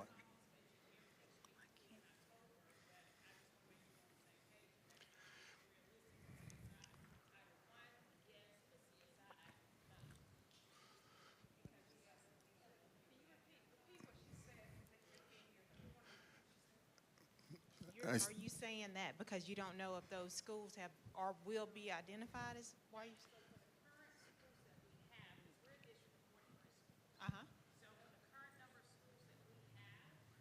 I'm sorry. For the current number, and Ms. Cook, our director, can piggyback, but for the current number of schools that we have identified, we know that we're going to plan with them as usual, minus a budget, because they only get carryover, which usually comes later in the year. For the schools that will be identified this year, that also won't be available for us to complete. They'll still go through their typical planning because they're Title I, but as far as CSI, we wouldn't have that information. So the only people planning right now are the current CSI schools. So for us to complete and sign off and do all of that, I'm saying that's kind of null and void at the beginning of the year because we don't have either of all the information. We don't have all the information for current, we don't have all the information for who may be. So that's what I'm trying to make sure we're clear on, so nothing's sent back saying that we did complete a budget, but everybody understands we don't have a budget, right? Right, for those Okay. schools that So have we're not- signing off understanding that we don't have a budget, right? Or we're not signing off at all. For those schools that have not been identified, you don't know if they're going to be identified. You just plan as usual, business as usual, yes. But if you have schools that have been identified, but they haven't received their allocation, is what you're saying, then you can't submit EGAP anyways because you don't have the allocation.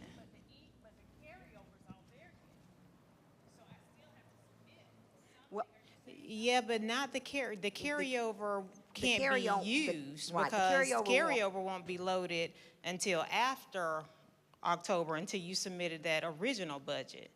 So the only thing that we're going to be submitting in EGAP would be that information or that allocation for those new schools that have been identified.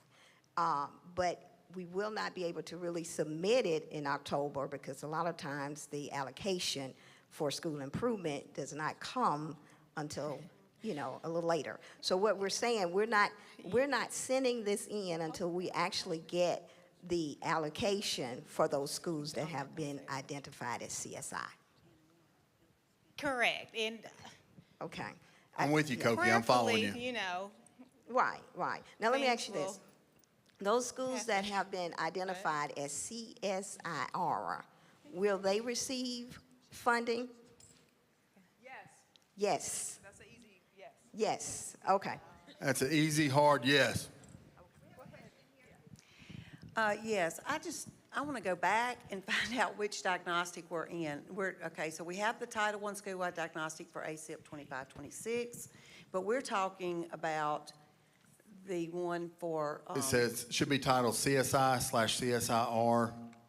Because there's an ATSI, TSI No, diagnostic. that is not for this. Look for the one that's CSI/CSIR. ASIP and funding?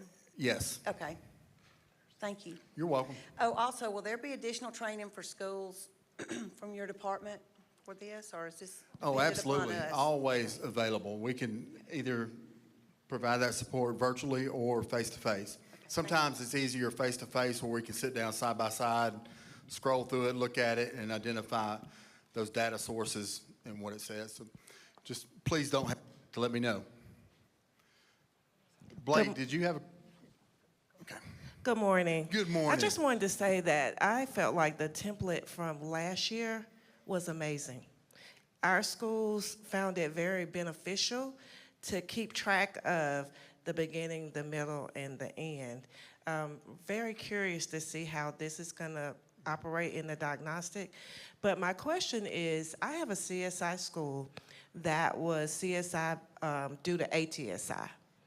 And I think they were named in '24, which means they have not received funding. I also have 3 CSI schools that will either roll off or they will become CSIR. Now, we've instructed those schools to non-renew the personnel because we don't know if they're going to be CSIR to receive funding.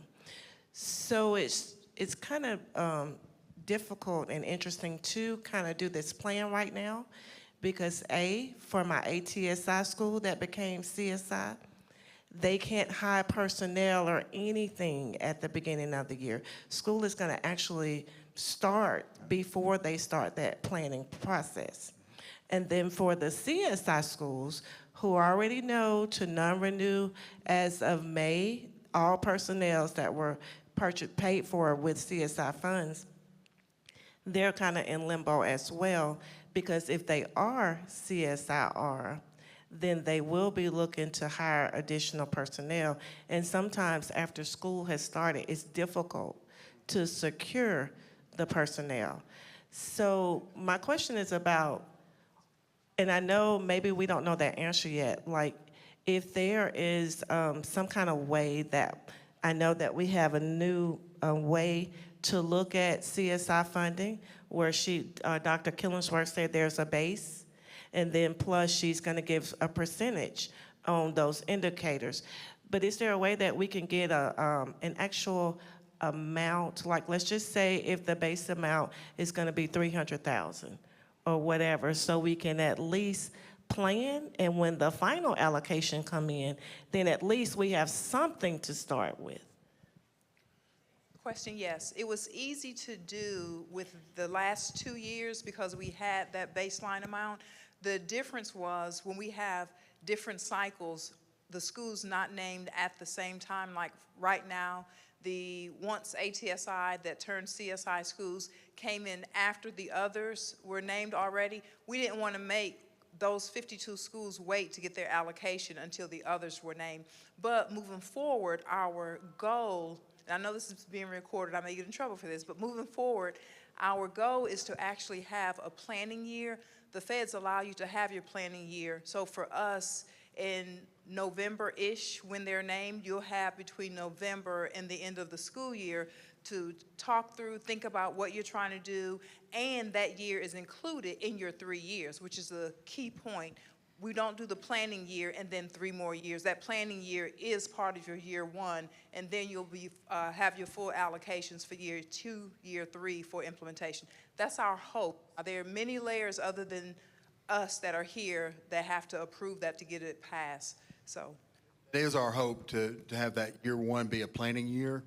It makes sense with the identification coming later in the fall and ASIPs having to be done and needs assessments having to be done for that first year to be a planning year, because you saw what we have read, and that is your continuous improvement plans have to be based upon a needs assessment.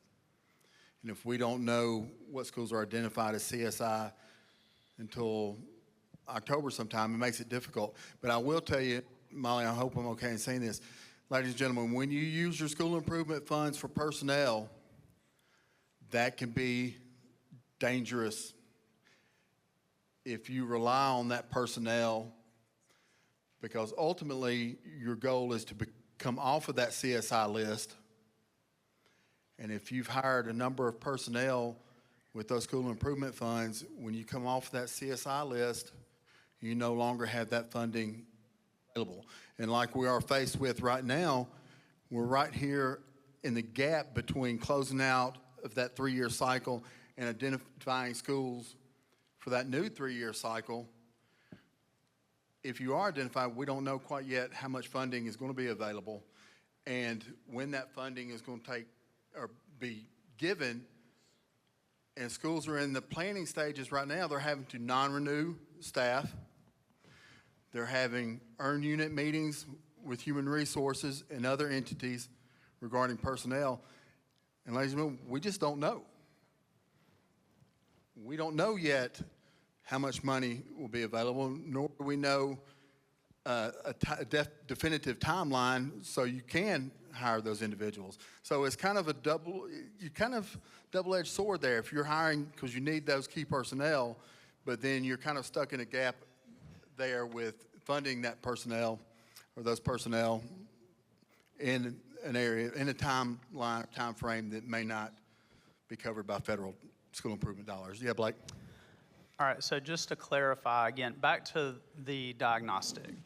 If I've got 2 current CSI schools right now, is that who does this for next year? Well, and Blake, that's a good question. Yeah, I mean, and then it's great information. If you've seen it, and even seen what we did last year with ATSI and TSIs to help them take ownership of the data. And I know in Jefferson County, I know the work that y'all are doing, and there is no doubt in my mind that the principals are taking ownership of that. It's not going to hurt in any capacity for them to do this. It's just not going to be required if they no longer are a CSI school. Okay, yeah, I'm just trying to think about the timeline of, so then as new schools come, like if we have new schools identified November, whenever that usually occurs, at that point, do those new schools come back and do, I'm struggling with the timeline a little bit, I'm gonna be honest. Blake, I'm with you, I understand. That's why it only benefits everyone if that first year is a planning year. So we can work with the schools through that needs assessment. And yes, Molly. And Blake, to answer your question, at the end of the day, we're just going to have to be flexible. We realize when we put these dates in place and timelines and constraints and requirements that we just got to work with you guys. So we're going to work with you guys to make it happen. Faith, question? I think I got some of my question answered, but I'm still extremely confused. I can hear from the responses that some schools currently have money to support their CIS school. Can you tell me how that timeline ran out? And I will be flexible as to how districts were chosen to receive the CIS money, or did it run out before other CSI schools received an allocation since we needed to be flexible? I think I can answer that. Marcus, feel free to chime in if I say something incorrectly. So typically, the CSI status is 3 years, typically. The schools come on, the schools come off, and we know, when we know the schools that are gonna be CSI schools, we go through our funding, what I showed you guys earlier, the funding formula.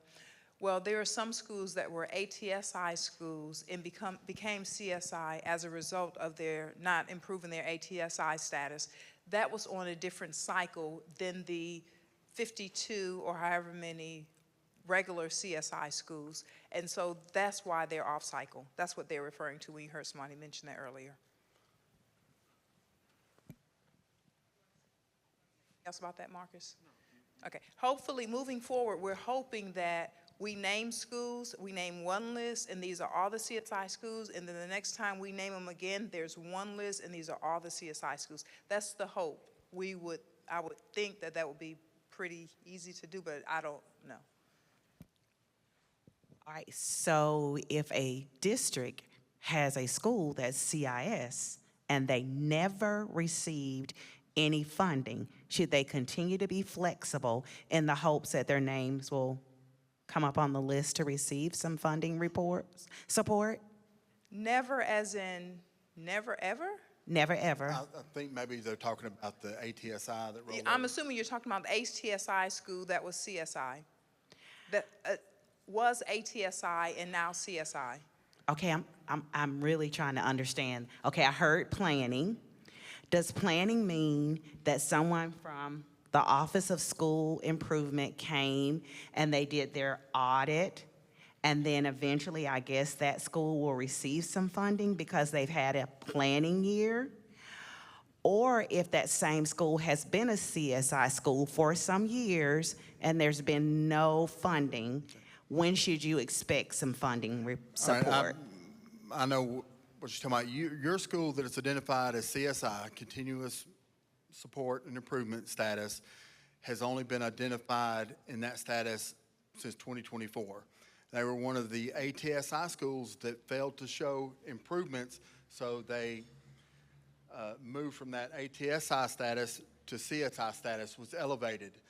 All right, ATSI schools generally do not receive funding. I won't say generally, but they have not since I've been with the State Department. CSI schools do receive funding. If your school does not exit that CSI status this year, then they will receive funding as a CSI identified school. Now, I wouldn't plan on or hope that that school does not exit just because of the option for federal funding. But ATSI, in a mid-cycle, for that year one, you're absolutely correct. Now, as we move forward, now keep in mind, this is also the first time in the state of Alabama where we've had schools that have moved from ATSI status to CSI status as a result of that subpopulation. So, being that it's that first year and that they happen to hit during that mid-3-year cycle. Now remember, CSI, ATSI are identified on 3-year cycles. This particular group identified 2022 and have an opportunity to exit 2025. They were identified in 2024, so right in the middle of that 3-year cycle, if it would have greatly disrupted other schools as well as disrupted the timeline and hindered that funding going out if there would have been funding to those ATSI schools that became CSI schools. So, but if they remain a CSI school, they will receive funding. We'll get together afterward. I'll come see you. I can help. Excuse me, I think I can help you as well. So I'm in your same boat where I have an ATSI school that has not received funding. The State Department did provide an instructional audit, and it was a planning year. So during this year, we did our ASIPs the exact same way without funding. The only funding they received was Title I. So when I asked the question about the ATSI schools, the understanding was that they would get funding for this year.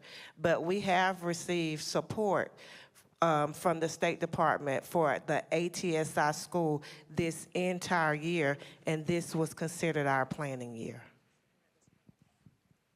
Thank you. So I think this may be, give me just 1 second, Melissa. This may be a great time to go ahead and state, I don't know if it's come out already. Maybe somebody on my staff has seen the memo. I'm kind of behind on my emails. But there should be a memo coming out if you haven't seen it already. And it's from Dr. Mackey, of course, but it's about a grant from the Office of, from Special Education, and it's around ATSI schools. In order to apply, your school has to be an ATSI school. That is to cover those of you guys who have a school in your district that was an ATSI turned CSI school and did not receive funding. We had to jump through hoops and do a whole bunch of stuff to make it happen, which is why it's coming from special ed instead of federal programs, but it's still for those schools. Does that make sense? Has anybody seen it yet? You've seen it? Okay, perfect. They received it in February. You guys, please go back and look to make sure you apply. I'm not saying you don't have to do anything to get it, but it's earmarked for those schools. You still have to fill out an application. You still have to say, this is what I'm going to do, but it's only for those ATSI schools that are now CSI. We earmarked those funds for you guys for that reason. Yes, ma'am.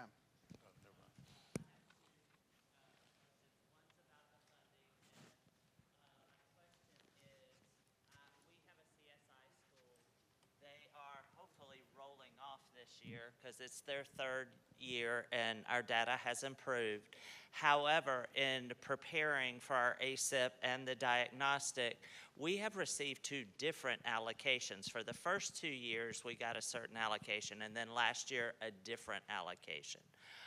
So am I going ahead and assuming that I'm planning with the original allocation, which is what I did this year, but it kind of took me by surprise because I didn't receive what I thought I was. And now I don't know if I'm rolling off or not.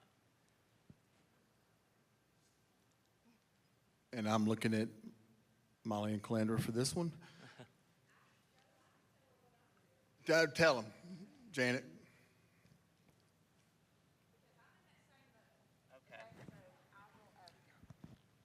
Okay, so the exact same thing happened with us. We had a CSI school, and we had received quite a large sum of money for that school for 2 years.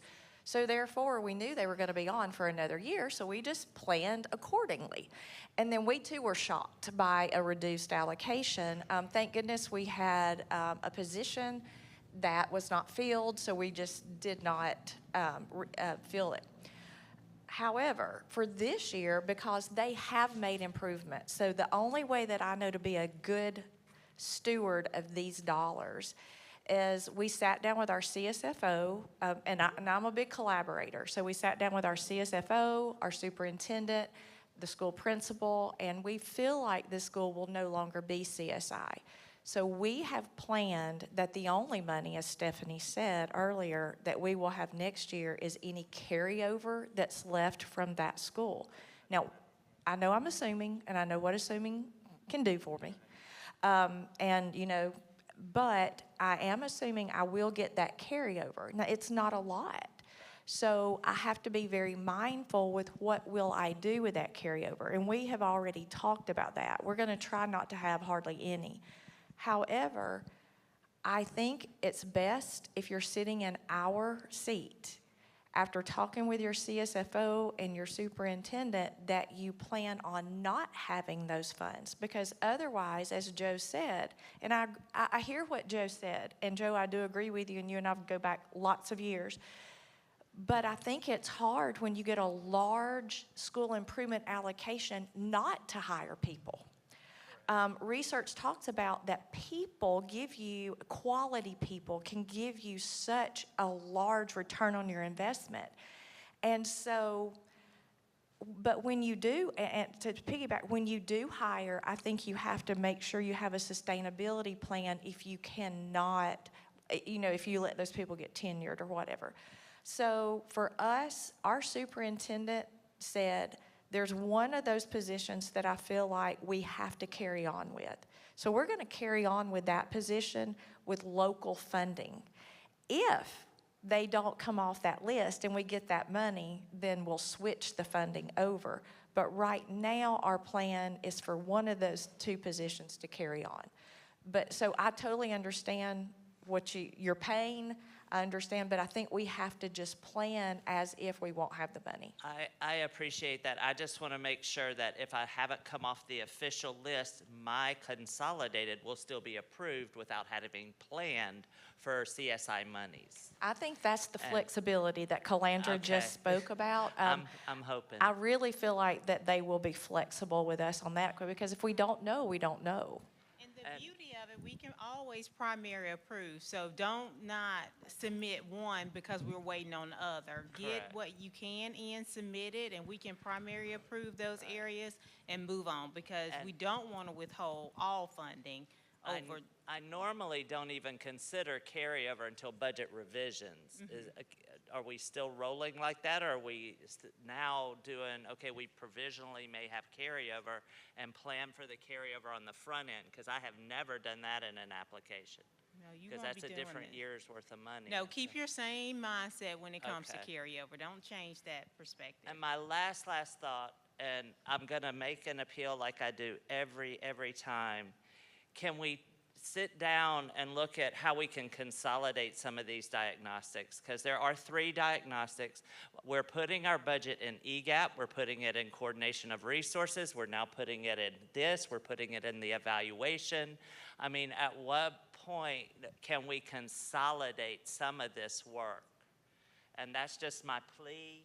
I know y'all have been great about responding to feedback, and that's why I feel like I can say something. But some of us wear like 25 hats. And this is, we start to get a little overwhelmed. And I'm one of those people that want to do things right. But when I'm seeing current reality that I'm doing in my needs assessment already and in my own data analysis in this diagnostic and in the ASIP, I'm just thinking there's some things that we're duplicating information that we might be able in our next edit, not in this coming year, but to look at how we could sit down together and figure out how to consolidate.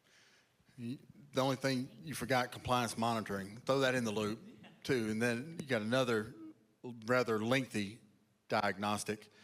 But you're absolutely, our goal is to streamline what we're doing, to keep it simple, or at least more simple than what it is. And it has been complicated over the years to try to figure out which diagnostic goes to which one. I do believe we've now got it narrowed down where, although some of them may ask for the same information, that information will be readily available. No additional computations have to be made. It's just copying and pasting into different diagnostics. But also keep in mind, this particular diagnostic that we've put up here today is to guide the work being done at the schools. The schools have to take ownership of their current reality, take ownership of their identification, whether it be ATSI and a subpopulation deficit or CSI with the all students report card calculation, is to help them see and understand where they are. Now, it falls on the LEA to ensure that they're doing it and having those discussions. If you wait till, Yeah. Yeah, and just from a school standpoint, you've got the Title I school-wide diagnostic that was originally identified as the needs assessment, but it does not go into detail like we did based on those indicator areas. So it did allow for a lot of copying and pasting one year to the next without truly identifying areas for improvement like this one does. But thank you for your input, and I know that every year we take a look at these and try to find a way to streamline, because if it's complicated to get to, complicated to understand, then it doesn't get done.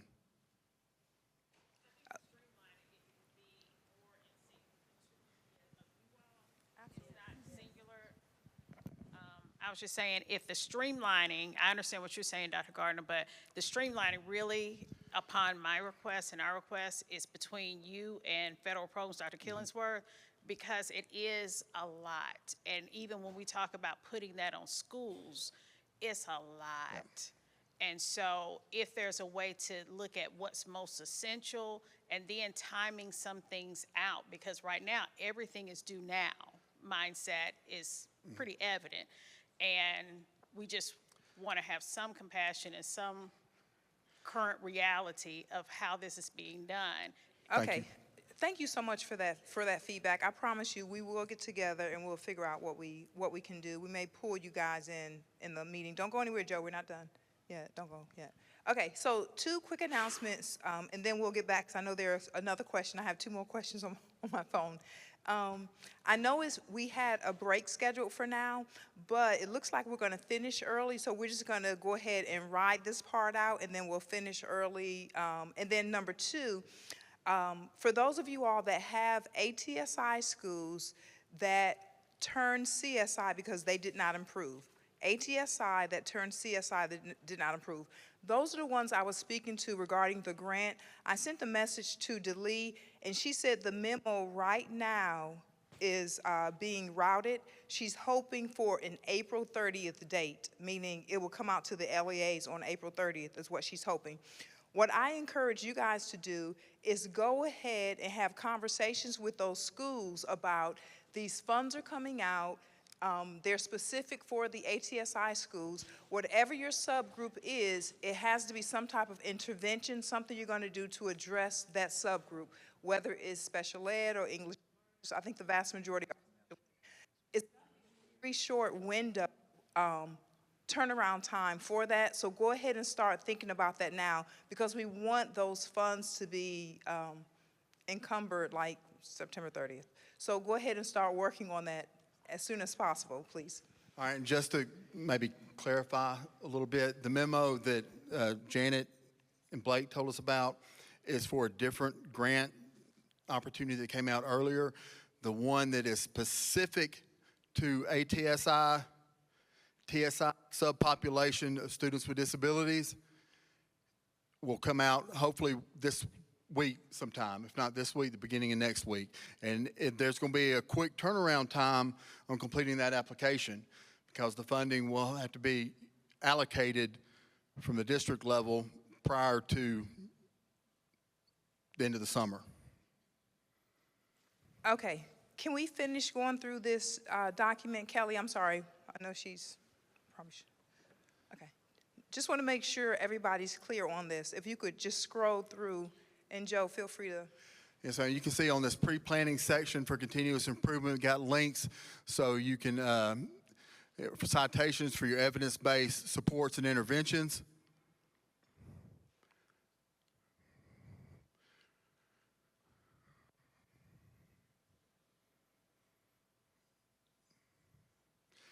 And they need to add the interventions for each of those areas, Joe? For each one of the areas that it's asking for, it asks what the interventions are for chronic absenteeism, for growth, for each one?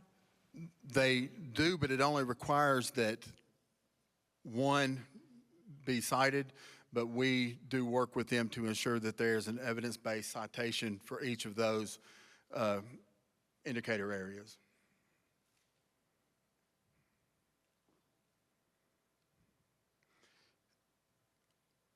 And then we get into CSI funding.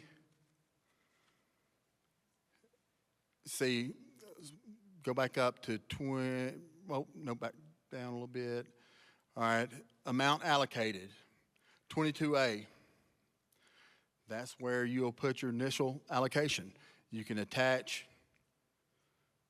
whatever you need to attach, but that's where you would list your initial allocation and then scroll down. Then you've got middle of year amount you spent, how much you still have to spend.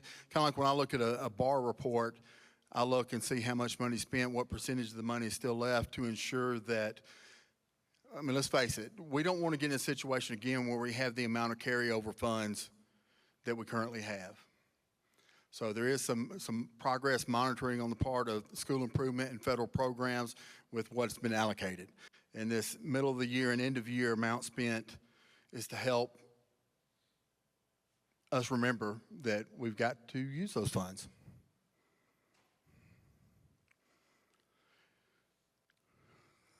So all of that, it looks kind of lengthy. It's really not. It's just some sections in there for some monitoring with middle of the year and end of year.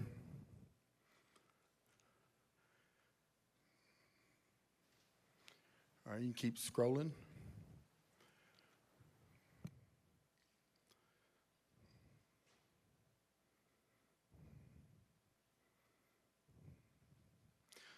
All right, to be completed by the LEA, where you used to have to print it off, sign it, upload it, send it to someone else so they could print off, sign it, upload it. We've got the sections built into it so you don't have to print it off, sign it, upload it. We asked for the LEA to complete this section, and it also provides evidence should we be monitored by the federal government again. It'll provide documentation and evidence that the LEA is supporting these schools. The LEA has that timeline of support. The LEA has ensured that the continuous improvement plan has been written.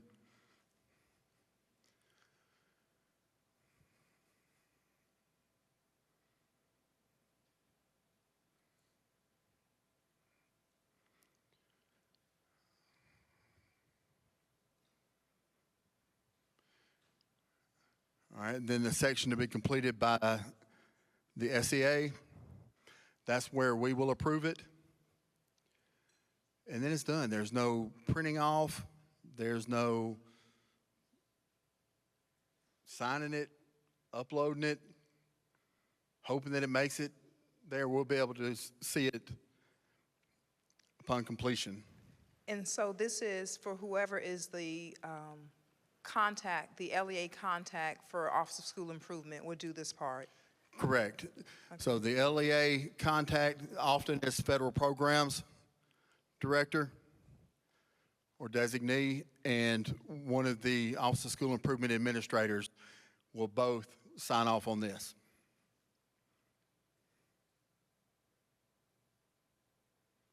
So I don't know how you guys are with your organization. Everybody probably has their own way of doing things.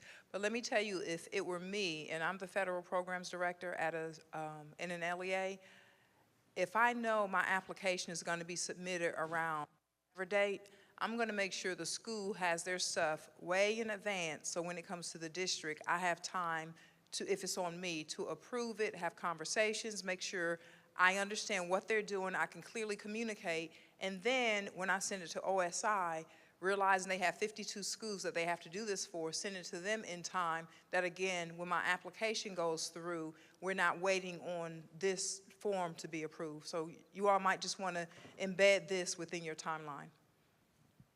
Thank you, Molly. And to all my friends who had questions and provided some feedback, thank you. It helps us identify areas that we can improve in. But also, you know, as I see individuals asking questions and people providing input, I know that those are individuals that the Office of School Improvement is already helping. You know, we will sit down side by side with you and go through every step of the process, whether it be an existing CSI school and a new diagnostic to a newly identified CSI school or a newly identified ATS high school. we're not going to abandon you. And so if you have questions, please feel free to reach out to myself or the administrator or specialist assigned to the school or school district. We're here to help you.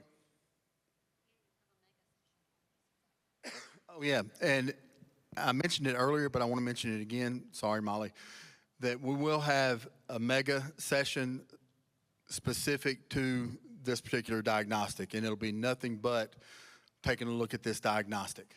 And I'll also have some completed examples for you, because I know how we are as educators.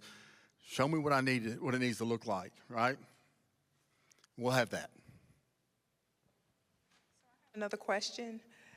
So the question is, can you guys give an example, like use a phantom LEA or school and go through that process with them? Actually, that's what I just said. We will provide a completed diagnostic for you if you come to the mega session. If not, I will be happy to get that to you and sit down with you and go over that. Don't let it kind of scare you or frighten you because it's lengthy. It's really not as complex as you may think. It's focusing on those indicator areas, whether it be for a subpopulation or all students, and your funding, what you generally kind of monitor ongoing throughout the year anyway. But yes, we will be happy to provide you with an example of a completed diagnostic, whether it be hand deliver, email, or you come to the mega session. So the other part of that was that Federal Programs already has a YouTube channel with a lot of helpful resources and videos. Any chance that we can get someone to do a video of walking through that, so we'll have it available for somebody who can't come to the mega session? For the right amount of money. I'm just kidding. Yeah, oh, absolutely. We'd be happy to do that, and I'll get with Molly and others, and we'll make that happen. Other questions, you guys? We are rounding up the pre-conference session. Any last-minute words? I knew somebody was going to say something. Hold on one second. I know there was a lot of conversation about budget and money and everything next year. We already kind of thought about that ahead. I'll just be honest, since hadn't thought about it till I just saw it as they were scrolling through, but there is a button there that says, does this school receive CSI funds? So it will be very easy for us to just say, after we've had a chance to all talk about it afterwards, you would just say no. You would fill out everything else as is, but that would allow you to bypass and skip the budget piece. So that will mention that.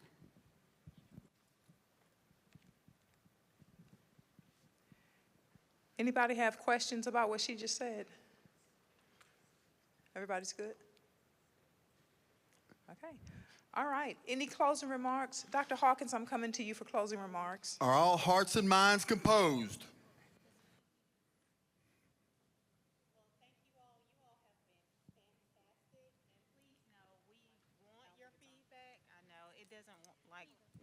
It has a shortage in it or something. But thank you all so much for your feedback. We welcome it, and please continue to reach out and be honest with us, because we do genuinely want to make this process as smooth as possible for you all. You are doing the legwork, the groundwork, and whatever we can do to make it easier, that's the plan. Unfortunately, we don't have the opportunity to be on your side, but we do value your feedback, and we'll make the necessary adjustments. So just hang in there with us, and we will get this thing right, okay? So see you at the conference. Thank you, guys. For those of you staying for the conference, we will see you promptly at 1 o'clock. Everyone else, safe travels.